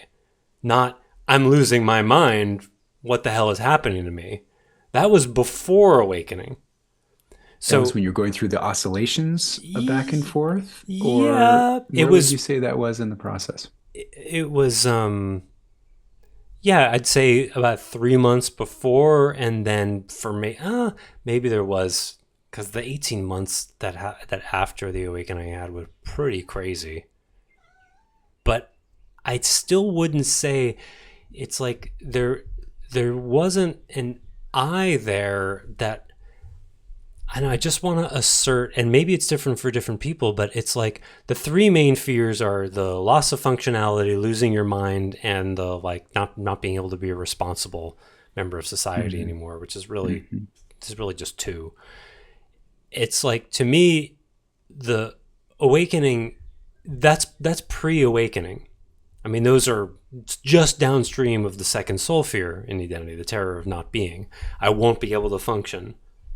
The me that I've been won't be anymore. It's adjacent to the fear of not being. So when you sufficiently process that second soul fear, then yeah, shit can get weird. But by definition, I would say there's gonna be more soul that's like, this is great. I finally got this done. And yeah, there might be parts that are straggling that are like, I'm not so sure that this is a good thing. I mean, I had that just last week where I had some sagely type stuff going on, and I was having thoughts like, am I actually better off having awakened? Like, is this, but like, there's immediately a meta that is like, yeah, definitely, I'll work this out. So if someone needs another person to work that through, I would say that would be evidence possibly that they, here's what I'm saying. I'm sorry for it's hard to talk about. Sorry for the confusion in me. What I would say is when the authentic self awakens, these issues are not likely to be issues. I see a lot of this as artifacts of, like they say, or maybe like you said, or I can't remember if it's in this passage or not. When you awaken, not all of your parts awakened. Yeah, especially if your strategic self awoke. Right. Yeah. So that's that's Identity's whole point about doing personhood first, so that you get as much of you together as possible, so the authentic self awakens and not your strategic self, because the integration afterwards is a mess if it's the strategic self who woke up. Way harder. Yeah. And that's what I hear woven in that. So it's kind of confusing. It's like I hear all of it and I want to say, yeah, that all makes sense. And I would write it in a completely different way. And it's not just semantics. I wouldn't use letting go. There's a willfulness in it that makes it sounds like the awakening has to be managed. That rather than letting it consume you, which is what real destructive spirituality is.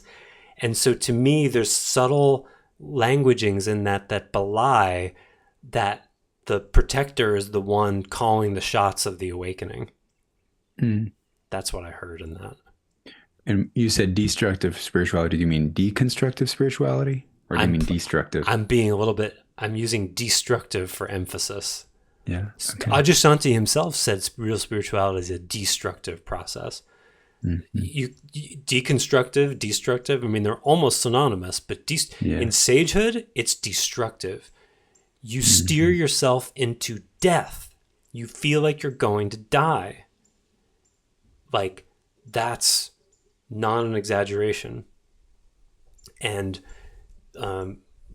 it's important, I think, that get underlined, because there's so many people using sagely paradigms to cultivate meditative states, which is a contradiction in terms.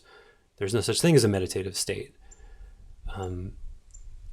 Adyashanti himself said, enlightenment is not a state, it's the freedom from all states. That's a direct quote. That's real sagehood. And it's so misunderstood and so subtle, but also so radically different. It's one of those things that, like I was saying before, I feel responsible for holding the purity of that, because there's, not to toot my own horn, there's very few people who can articulate that. It's hard. And so I feel like I'm one of the people on this weird planet who can make the distinction between transcendence-based awakenings and fear healing-based awakenings. It's not easy to tell the difference, but there's a huge difference. Yeah. Thanks for bringing the clarity to that. Speaking of that. Well, thank you. I have one more layer to this that connects to how Integral sees second person and first person spirituality, or devotional and non-devotional, and how they try and weave it together. Oh boy. But don't. And I think this passage really hits it well. Okay. Now this book was written in 2010, so things could have emerged differently. Sure. So it was a while ago, but yeah. So, at this time, can I stop you?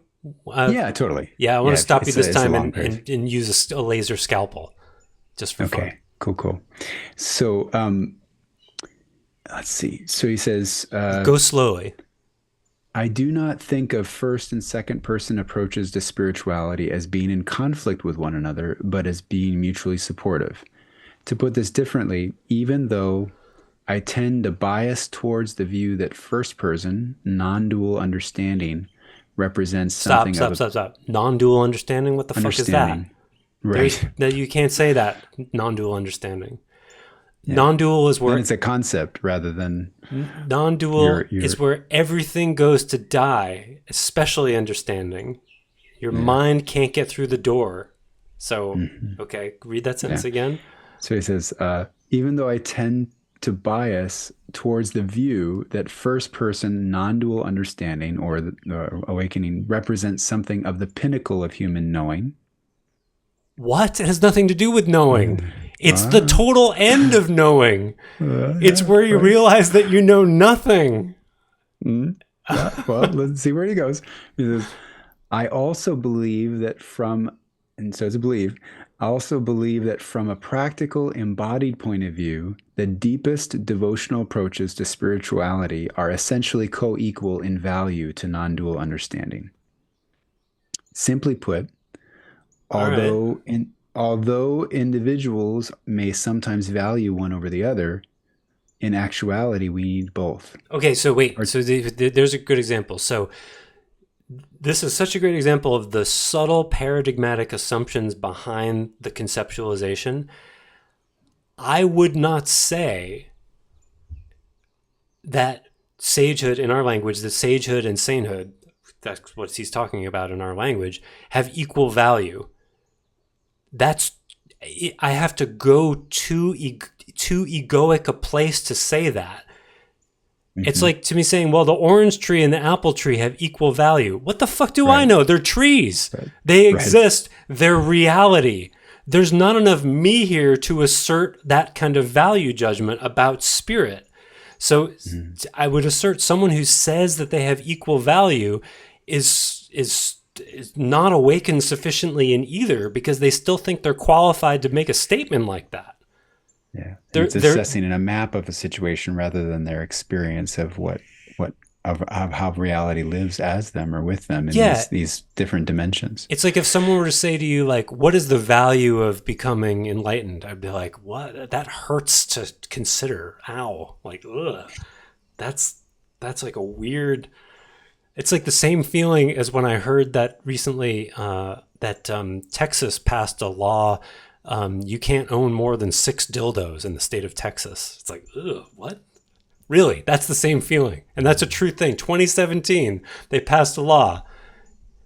I can't remember if it's 6 or 6 or more. Who came up with that law is my question. Like, what? They were like, they went into someone's house and they saw 7. They're like, no, that's it. No, that just... It's got to be 6. Right. Like, the same question, like how many dildos should be legal for someone to have? That question makes me feel the same way as, what are the relative values of sage and sainthood? Like, ugh, blech, why would you ask that question? That's a weird question. But it's within their context of how, at least this comes to some of the, I'm taking it in some way out of context. I'm sharing the quote. Yeah. But they're referencing some of the critiques of integral is that there is this line that first person spirituality or the more Buddhistic orientation of non-dual is held as higher than the second person or the more. Oh, yeah. In that context, sure. Right? I get it. So it's kind of speaking to that a little bit. But he says, goes on to say here, indeed, certain spiritual teachers whom I respect greatly suggest that devotional practice is necessary before and after non-dual realization. Oh, I further... Yeah? That's yucky. What? Say more. Devotional practice is necessary before and after non-dual awakening? All right. I mean, I'd need to know really about the metaphysics of that. Like what those practices are and how they relate to the personhood focus, as well as... Well, I had a visceral feeling reaction to it, just like the number of dildos that are allowed in Texas. It's my new reference point. I'm having a dildo limit reaction to that, Eric. So maybe we can unpack that, because that kind of felt like a seventh dildo to me. I don't know. Actually, it was a little stronger. It felt like a 10th dildo. Like, we went up to 10. That's like a felony. More than 12. It's just a misdemeanor at 7. It's going to read on the person's the felony charge with 7, 10 dildos. Felony possession of dildos with intent to distribute. Yeah. Okay, so he says, I further believe that this is all quite consistent with the integral approach. An integral approach to spirituality would accept that individuals can move fluidly and flexibly in either mode. You lost me at the word believe.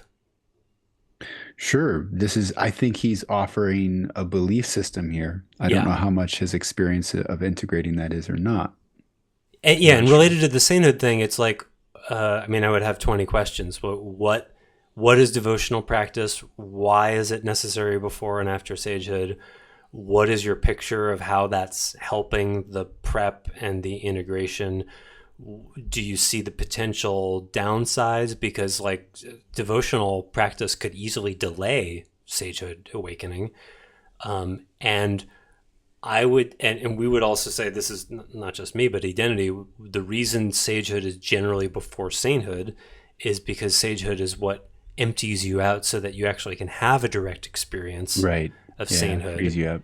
And if Hmm. you don't, if your mind is not sufficiently dedualized and emptied, then your sainthood practice is going to be belief based to that degree, as evidenced Hmm. by his use of the word belief. So Yeah. there's a breadcrumb trail of belief in there. Yeah.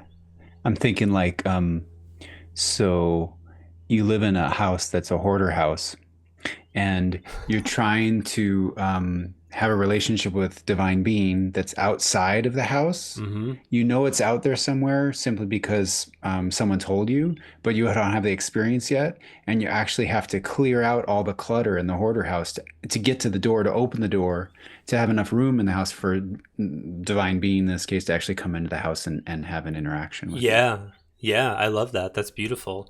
And in fact, one of the things I gained some clarity on in myself in the last week was that I need to pay more attention to sagehood. I would not say I'm completely enlightened, whatever that means, but what I can tell you experientially is that I still can feel the second soul fear. Not as much as I used to be able to, but I know there's still some there. I can feel it. And so that means my sagehood is not complete. And when I do go into that realm and digest a little bit more of that second soul fear, I get a wash of sainthood. So Mm. I'm a little embarrassed it took me so long to figure this out, but what I got was my algorithm right now for inner work is I'm hung up in sagehood, and my sainthood is sort of driving the necessity to do more sagehood, and they're going like a figure eight. Mm. Mm. But to be able to broadly say the kinds of things he's saying here, it would completely depend on the person and what's going on with them. Right. It's so nuanced with the individual and where Yeah. they're at, where they're coming from. Yeah. Yeah. Like Yeah. for me, sainthood is a very important frontier for me, and there's too much crap in my house for it to Mm. get in. So Hmm. I would have this sense, and then I would wonder sometimes, should there be some sainthood practice I should be doing? And no, the evidence and the message is no, it's more sagehood, which makes perfect Mm. sense because that makes room for divinity. And as Stace once said to me, based on sainthood in my soul past, he said, "Your sainthood requires no practice," and that Mm. seems to be still the case, but it does require sagehood practice because that's what lets it in the house. Mm. Cool. Yeah. Uh, can I Go on. continue on Yeah, this? There's please. a bit more. Yeah. So he talks about, there's a challenge around the mythical orientation to divinity, like the belief-based relationship to God that an exoteric religion has. So challenging that on one level, but then saying um, the it's no surprise that most of the world's traditions use early religious education as a vehicle to bring children into a second person relationship with the divine, teaching them to pray to God, Allah, Jesus, Krishna, Vishnu, and Buddha, the Buddha, Jesus, or the saints, asking blessings and forgiveness from them. By representing the divine as a relatable, stern, or merciful parental figure, children are given a developmentally appropriate mode to engage spirituality. They already know, because they live it every day, how to relate to authority figures. And this gives a child a foundation on which to grow into deeper relational modes of the spiritual life. But then the problem arises when the child-parent relational approach to spirituality is carried over unquestioned into adulthood, particularly in its mythic, conformist, or conventional interpersonal expressions. That is prior to full formal reasoning capacity, like Sam Harris talks about in his books. Sure. And approach. So he says, he goes on to say, this view contributes to a number of serious social ills, both global and local. Everyday individuals from around the world, drawing on a perceived exclusive relationship with God, chose to initiate and maintain warfare, intolerance, homophobia, all that kind of stuff. And this raises an ethical dilemma, which is both crucial for the present collective moment, but also can be traced back to the origins of the profession. Is a therapist called to engage clients around second-person spiritual concerns, perhaps in order to help them come to healthier versions of those beliefs? Or does engaging these issues in therapy encourage and legitimize them in a way that our world cannot presently afford? And he says, I don't have answers to this, but to be candid, the rest of this chapter is basically focusing on the positive, supportive approaches to addressing spiritual life. So again, he's talking about beliefs here again, right? Yeah. What beliefs are versus a direct experience. And that psychotherapists, he says, can contribute by coming up with a new way to talk about and conceptualize second-person spirituality, one that replaces the theological language of the traditions. And he says, first-person spirituality is easily incorporated in a therapy because the language it uses is largely psychological, having to do with the deconstruction of the ego boundaries, not theological, having to do with the soul's relationship to God. So he says it's a much tougher fit in therapy because as far as working with that question about the soul's relationship with God, but we as a foundational premise says that consciousness itself is root emotivity, and that is the soul. And so to deconstruct to the soul, you'll automatically find then your relationship with divinity inside of it and all around it and as it, which is a fundamental difference of the frame of mind and orientation they're coming from here with the map. It's a really good example of something I see all the time when I work with business leaders. My cat is wanting to join us. Popo? Yep. Popo. Oh, hey, Popo.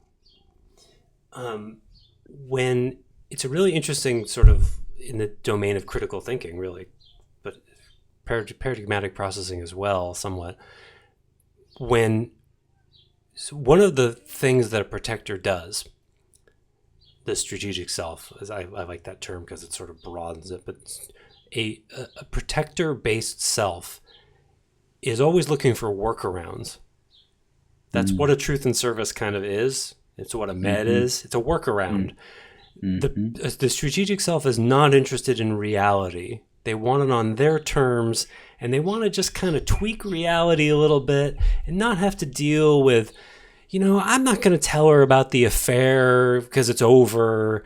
Let's keep this employee in that position and just take some of their responsibilities and give it some. They're always trying to work around, and they have this kind of tones like, let's just and how do we blah, blah, blah. There's these tones to it. And so the questions the big questions that people think are the big questions in a business and society and government, in this case, therapy, they're usually, here are the two ways we've figured to work around dealing with reality. And what a challenging thing this is. Which way should we go? Well, the reason your two questions are challenging is because they're both workarounds. And so that's where it's like, well, what does a therapist do with, like, in most forms of therapy, you're not supposed to challenge people's values. Right. But we know in identity that the values are inevitably their problem, like near the very root. So we wouldn't entertain the question of, like, they're saying, like, well, how do you deal with someone's values? How do you treat it? And I'd go, that's a really hard question in your paradigm. I'm so glad I don't have to ask it. I would not want to have to deal with that question. Mm-hmm. It's sort of like, well, I want to frame this house by pounding nails with the back of a screwdriver. How do I balance my time and, do it in a way that doesn't hurt my hand? Like, well, that's a hard question. I would use a hammer. And they're like, what? A what? Yeah. Yeah, I mean, there's points in that book where it's talking about, this person having clients that come in that are from very strong religious conditioning, Yeah. right? And how quickly you, as a therapist, would challenge those beliefs that they've taken on that are actually really challenging for them. That they would. Is that something you can bring to them? At what time would you? So but they're still within that system. It's trying to make room for all of the different orientations that are out there. And instead of, hey, no, this is this. If you're in what was the example he gave? Really, really traditional Orthodox. I don't know if it was Judaism or where it was around. They were talking about sexuality. I'm trying to remember which one it was, where there was so much shame woven into it. And I think he gave an example of this guy that this woman was attracted to him, and this guy ended up sleeping with her, and she was really upset afterwards and wanted him to marry her, and then went to the whole community, the religious community she was a part of, and said, hey, this guy, did this, and he won't marry me, and all the shame around that. It's what does a therapist do with that's a different set of values, and they come to you and you're working with them and you're trying to respect the values that they have versus say up front, like, hey, these are really unhealthy, and how that cycle and living inside of your consciousness, which is something we would do. I mean, our timing of how we would do that is very different, maybe, but that's something that I'm recognizing in the writings there for sure. Yeah, I mean, it's interesting, and my reaction to the question is sort of like that the question is boring, because in a way, I mean, I love that you're bringing it up. I'm not criticizing you, but my reaction is like, there's something masturbatory feeling about the question. Like, how do we as therapists deal with different people's values? It sounds like something like, oh, they'd spend like hours talking about that at some conference with a bunch of PhDs and stuff. But the answer is like, yes, let's wrestle with this challenging question, which, like, first of all, paradigmatically, either you challenge people's values or you don't. Yeah. And if you do, it's incredibly nuanced and totally unique to the client situation. So what the hell is the point of talking about it? It's going to be based on timing, on soul species, on Enneagram type, on what the person wants, on your intuition. And so talking about that is just filling a bunch of space and sounding intelligent. Well, the gradation there is if you're a therapeutic approach that doesn't challenge value systems, whereas versus the ones that you do, and if you do, what's your value system that you're saying is the healthiest value system? Which, right, I think, like being able to own that or be honest with why you think that is the healthiest value system. Yeah, I mean, it's. I just go by like you have to challenge, and I used to make the mistake of challenging people's values just because I thought their values were dumb, I mean, it's sort of on a continuum. You can challenge people's values when it's evident and experienceable by them that they're not working for them. That's when you can do it. Dead end, then you can talk about exactly. it. Yeah. It's a function of dead ending. And so I just had this happen with someone recently that I worked with for 5 years, and sort of was trying to back them into EBE. And he was the person that Anya and I did that Deconstructing Feministic Psychology podcast for. Yeah. And it was getting to the point where, like, dude, are you going to challenge your wife's feministic psychology and her abusive kind of role, the aggressive role as trying to assert her paradigm onto you and acting like a therapist who knows everything? And in the end, he decided not to do that. He was in so much pain and misery, and he quit. And rather than stand up for himself and what he thought was right, I don't even know to this day if he thinks he's right. Maybe he was doing lip service with me the whole time, and just doing authority projections, and he wasn't actually agreeing with how I saw it. I don't know. Mm-hmm. But he decided to not go the route of challenging the values of his wife. I don't know what he thinks. I have no idea. Yeah, that's a real great topic at some point to talk about too, of what it's like in relationship, of how when you come together with another person and when there's conflicts, if you're willing to look at what are the value systems that might be driving the protectors in that moment, and how you're hitting walls with one another, Yeah. and also like how one person can try and therapize the other, especially if they're a therapist or they're really, Yeah. done a lot of work, how that can play out. And then it's a whole power struggle that play, or one person kind of submits and just says, "Oh yeah, you know better." Yeah. That's what he was doing. And I empowered him to say, like, you don't have to believe what I'm saying here, but here's what my paradigm would say about that feministic psychology one. And he was like, that makes a lot of sense. And that was why we did that podcast a while back. And I said, why don't you listen to this with your wife? Didn't do it. Wouldn't do it. And he would say, well, I can't represent it like you. I don't know this stuff. It's like, that's why I did the podcast for you. It's all right there. Discuss amongst yourselves. Can you have a conversation? See what you learn. Yeah. See what you find and feel as you do it. Rather than being inside the paradigm of your wife who is asserting it as absolute truth. Find what your paradigm is. Discuss it. Nope, not willing to do that. So I was surprised in some ways, but not in others, because he wasn't hungry. A lot of pain, but not much hunger. And fear of change and all that. But you never know. We've been going for almost 2 hours now. Oh, wow. Cool. Did you not notice? Yeah, I don't know. I was reading.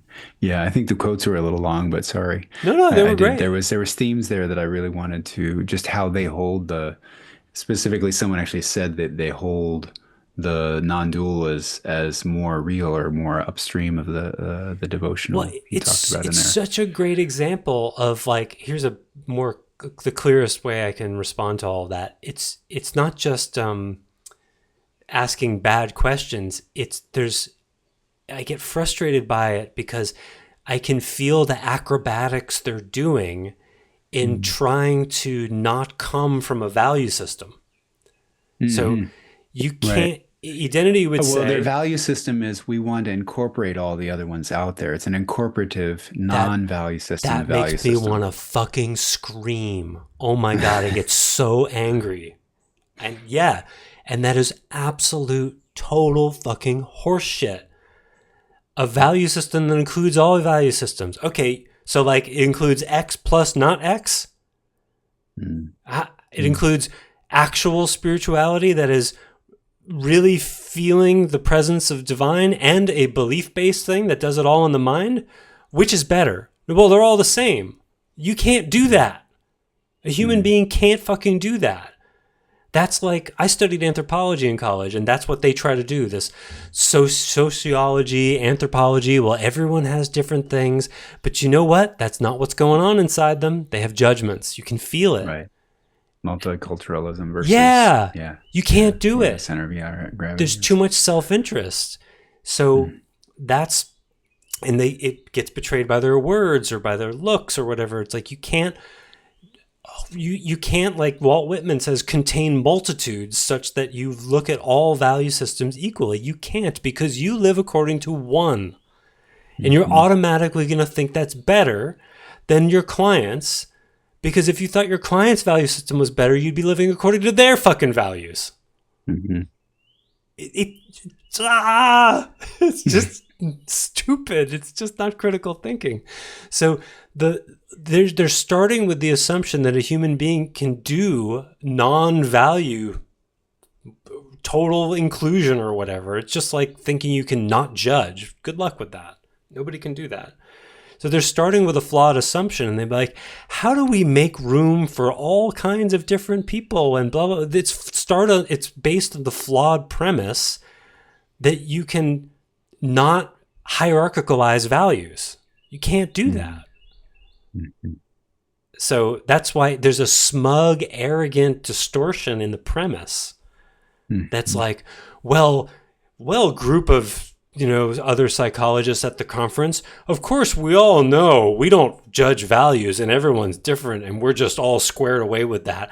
Let's discuss then. Fuck off. Stop asking that question, It's like you're already lying. You can't do that.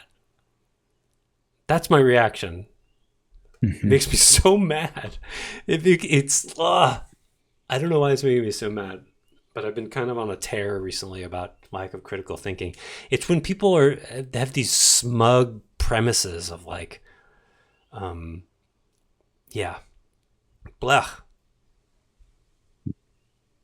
It's gross.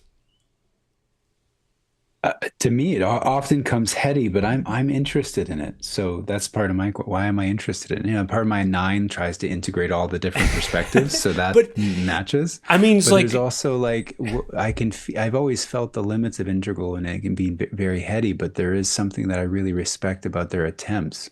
But it's so.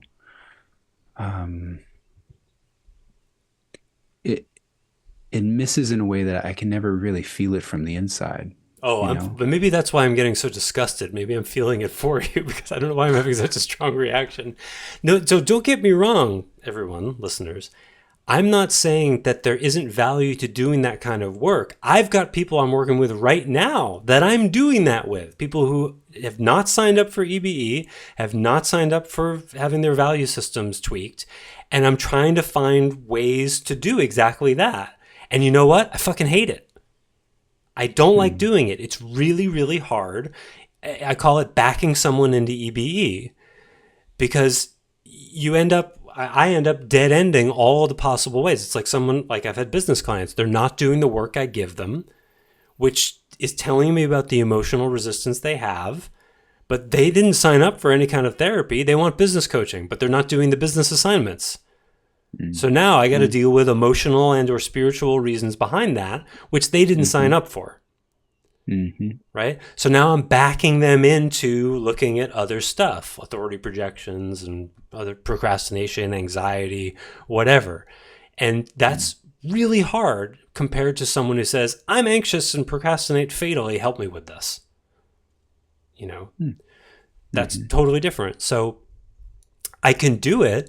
And I see the need for it to be done.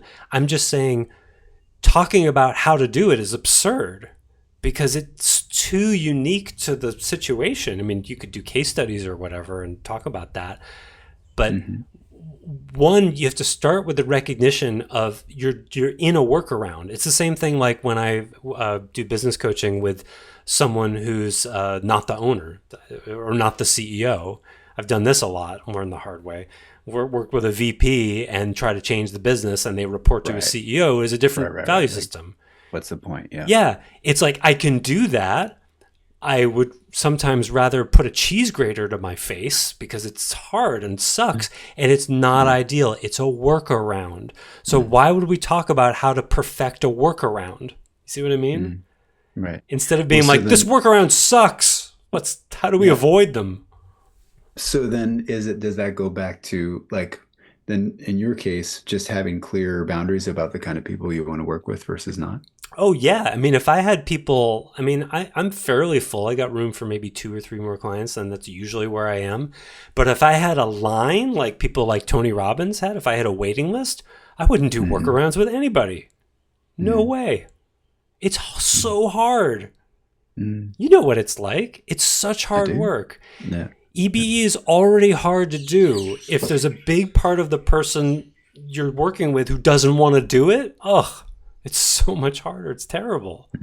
And I know I've got a psychiatrist friend that I talk with sometimes from college, and I talk to him sometimes, and he's doing a lot of working around, but I think to be in a workaround role like that, you're not feeling what's going on as much as when you're not working around, because when someone is in active workaround mode, it's just gross. It's confusing, and their strategic self is actively confusing the situation and actively doing energetic weirdnesses. You know what I'm talking about.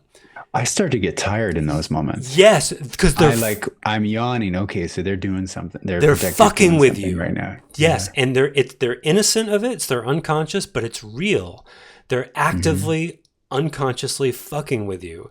It's like you're trying to paint a house and someone's throwing eggs at you. You're like, whoa, this is already hard work. Don't need the eggs. That's a great metaphor. Yeah. Or like someone's shaking your ladder and you're like, okay, dude, like this is...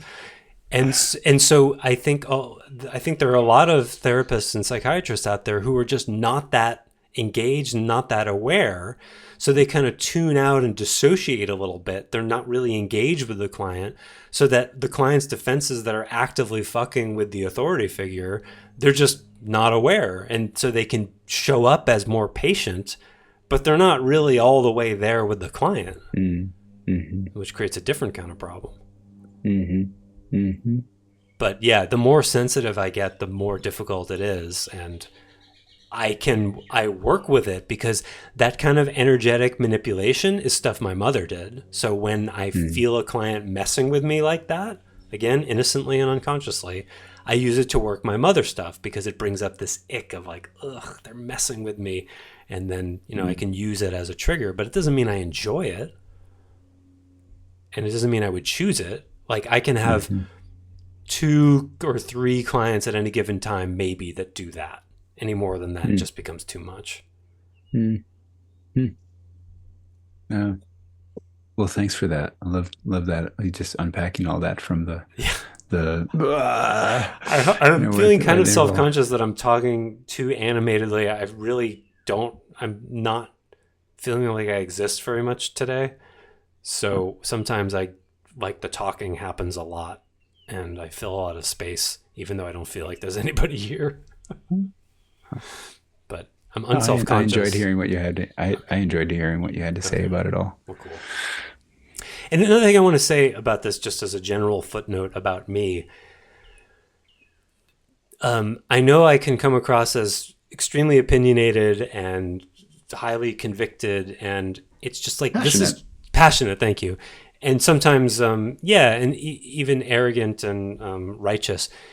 This is sometimes the only way it can come out. And if I try to warm it up and be less opinionated, then I don't have anything to say. I just get still and don't have anything to say. So I maybe one day I'll be a lot more like you and a lot more warm and rounder tones and not as edgy.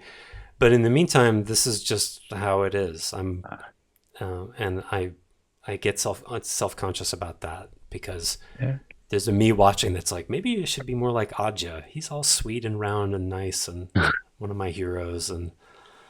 But I'm more in the tradition of Bill Maher and people like that. I get pissy and edgy and like, what the fuck? And that's the only way it comes out of me sometimes. And it's not like I'm thinking about what I'm saying before I'm saying it. That's how it is. Yeah. Well, I mean, there's cultural dynamics there, and we're different people. So, like, I'm from Minnesota, right? This is the place of the nice Midwest. That's conditioning in me too.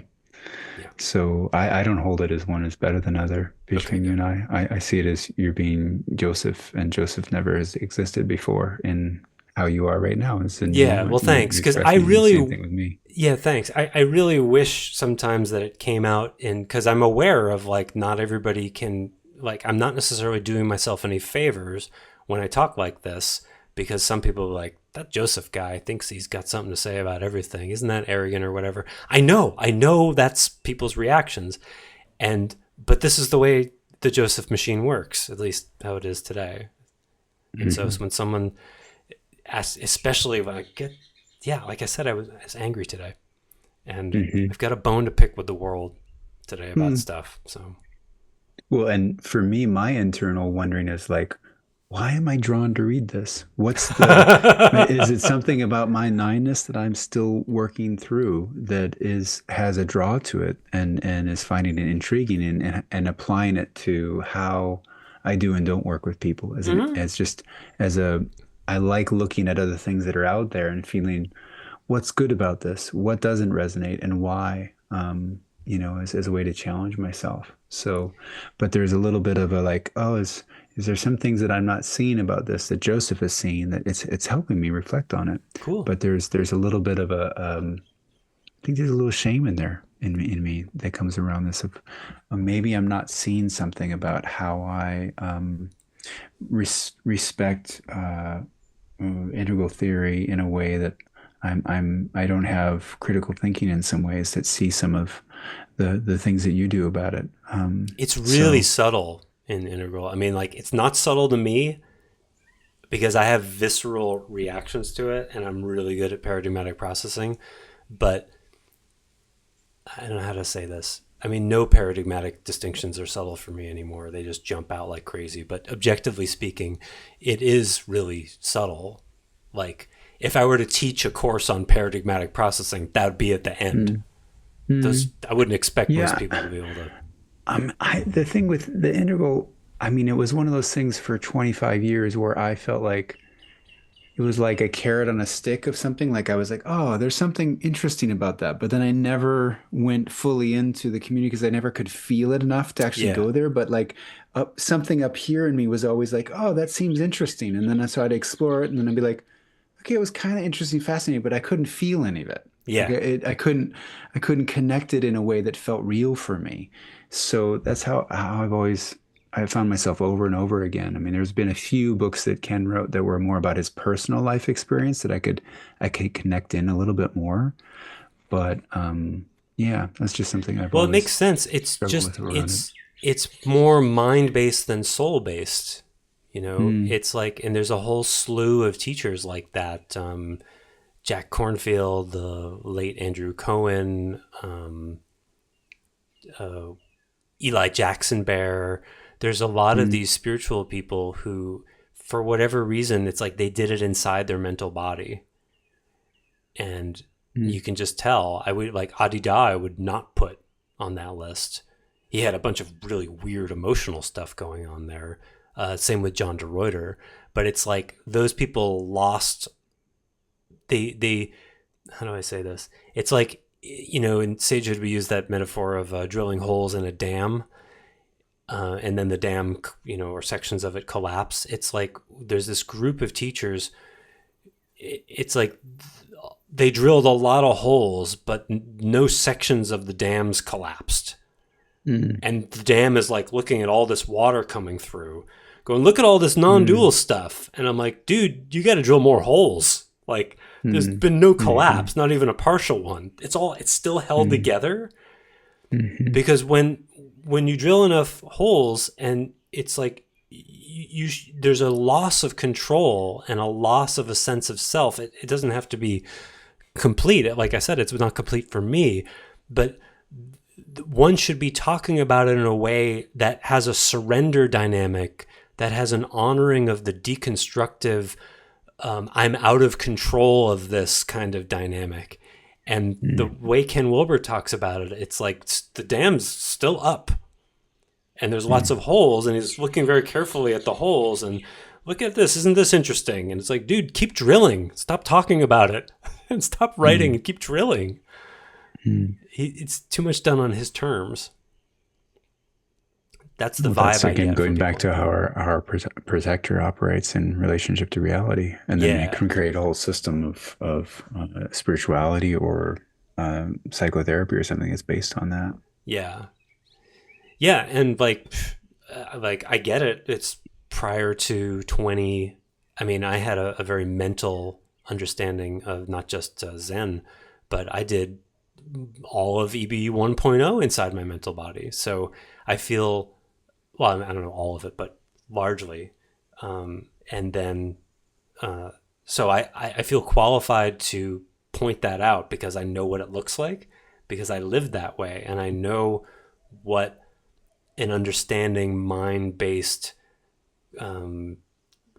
it's weird. It's like, it's not constructive, but it's not deconstructive either. It's like sitting in between. It's this very careful, I mean, it's just like a spiritualized control part, which is really common in the New Age world. And so this is like people like Ken Wilber and Eli Jackson Bear, but I would not say it about Gangaji.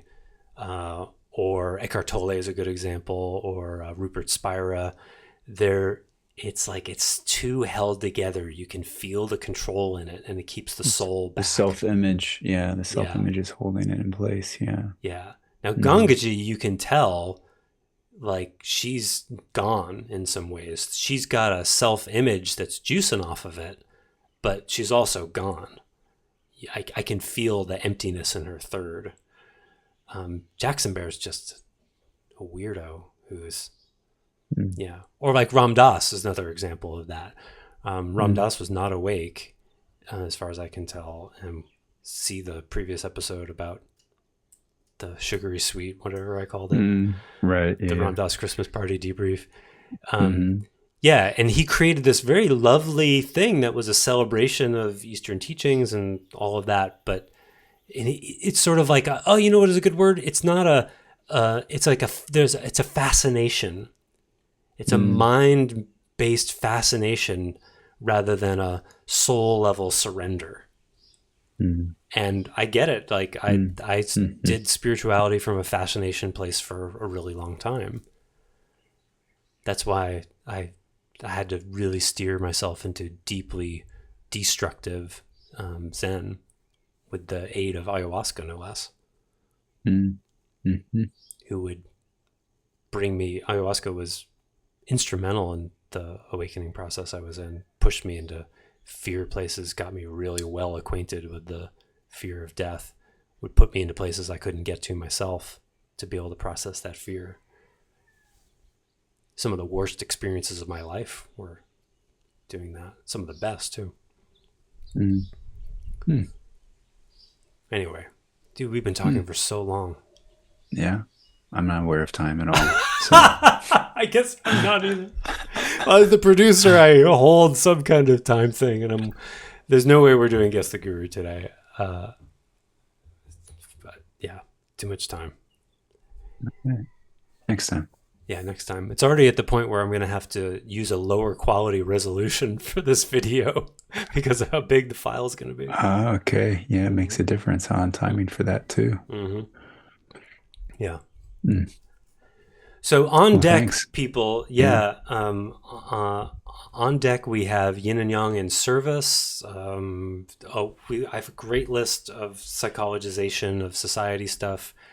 We're going to talk about narcissism. We've got a lot of cool things coming up. Yeah, that'll be fun. And some special guests as well. That too.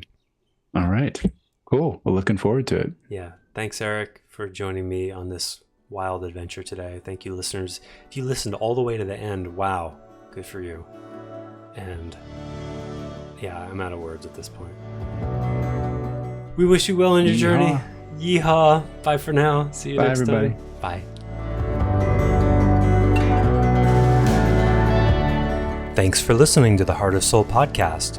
To learn more about me, Joseph Shapiro, visit clearandopen.com. To learn more about Eric Grace, you can go to Eric, that's with a C, -grace.com. Until next time, we wish you well on your journey.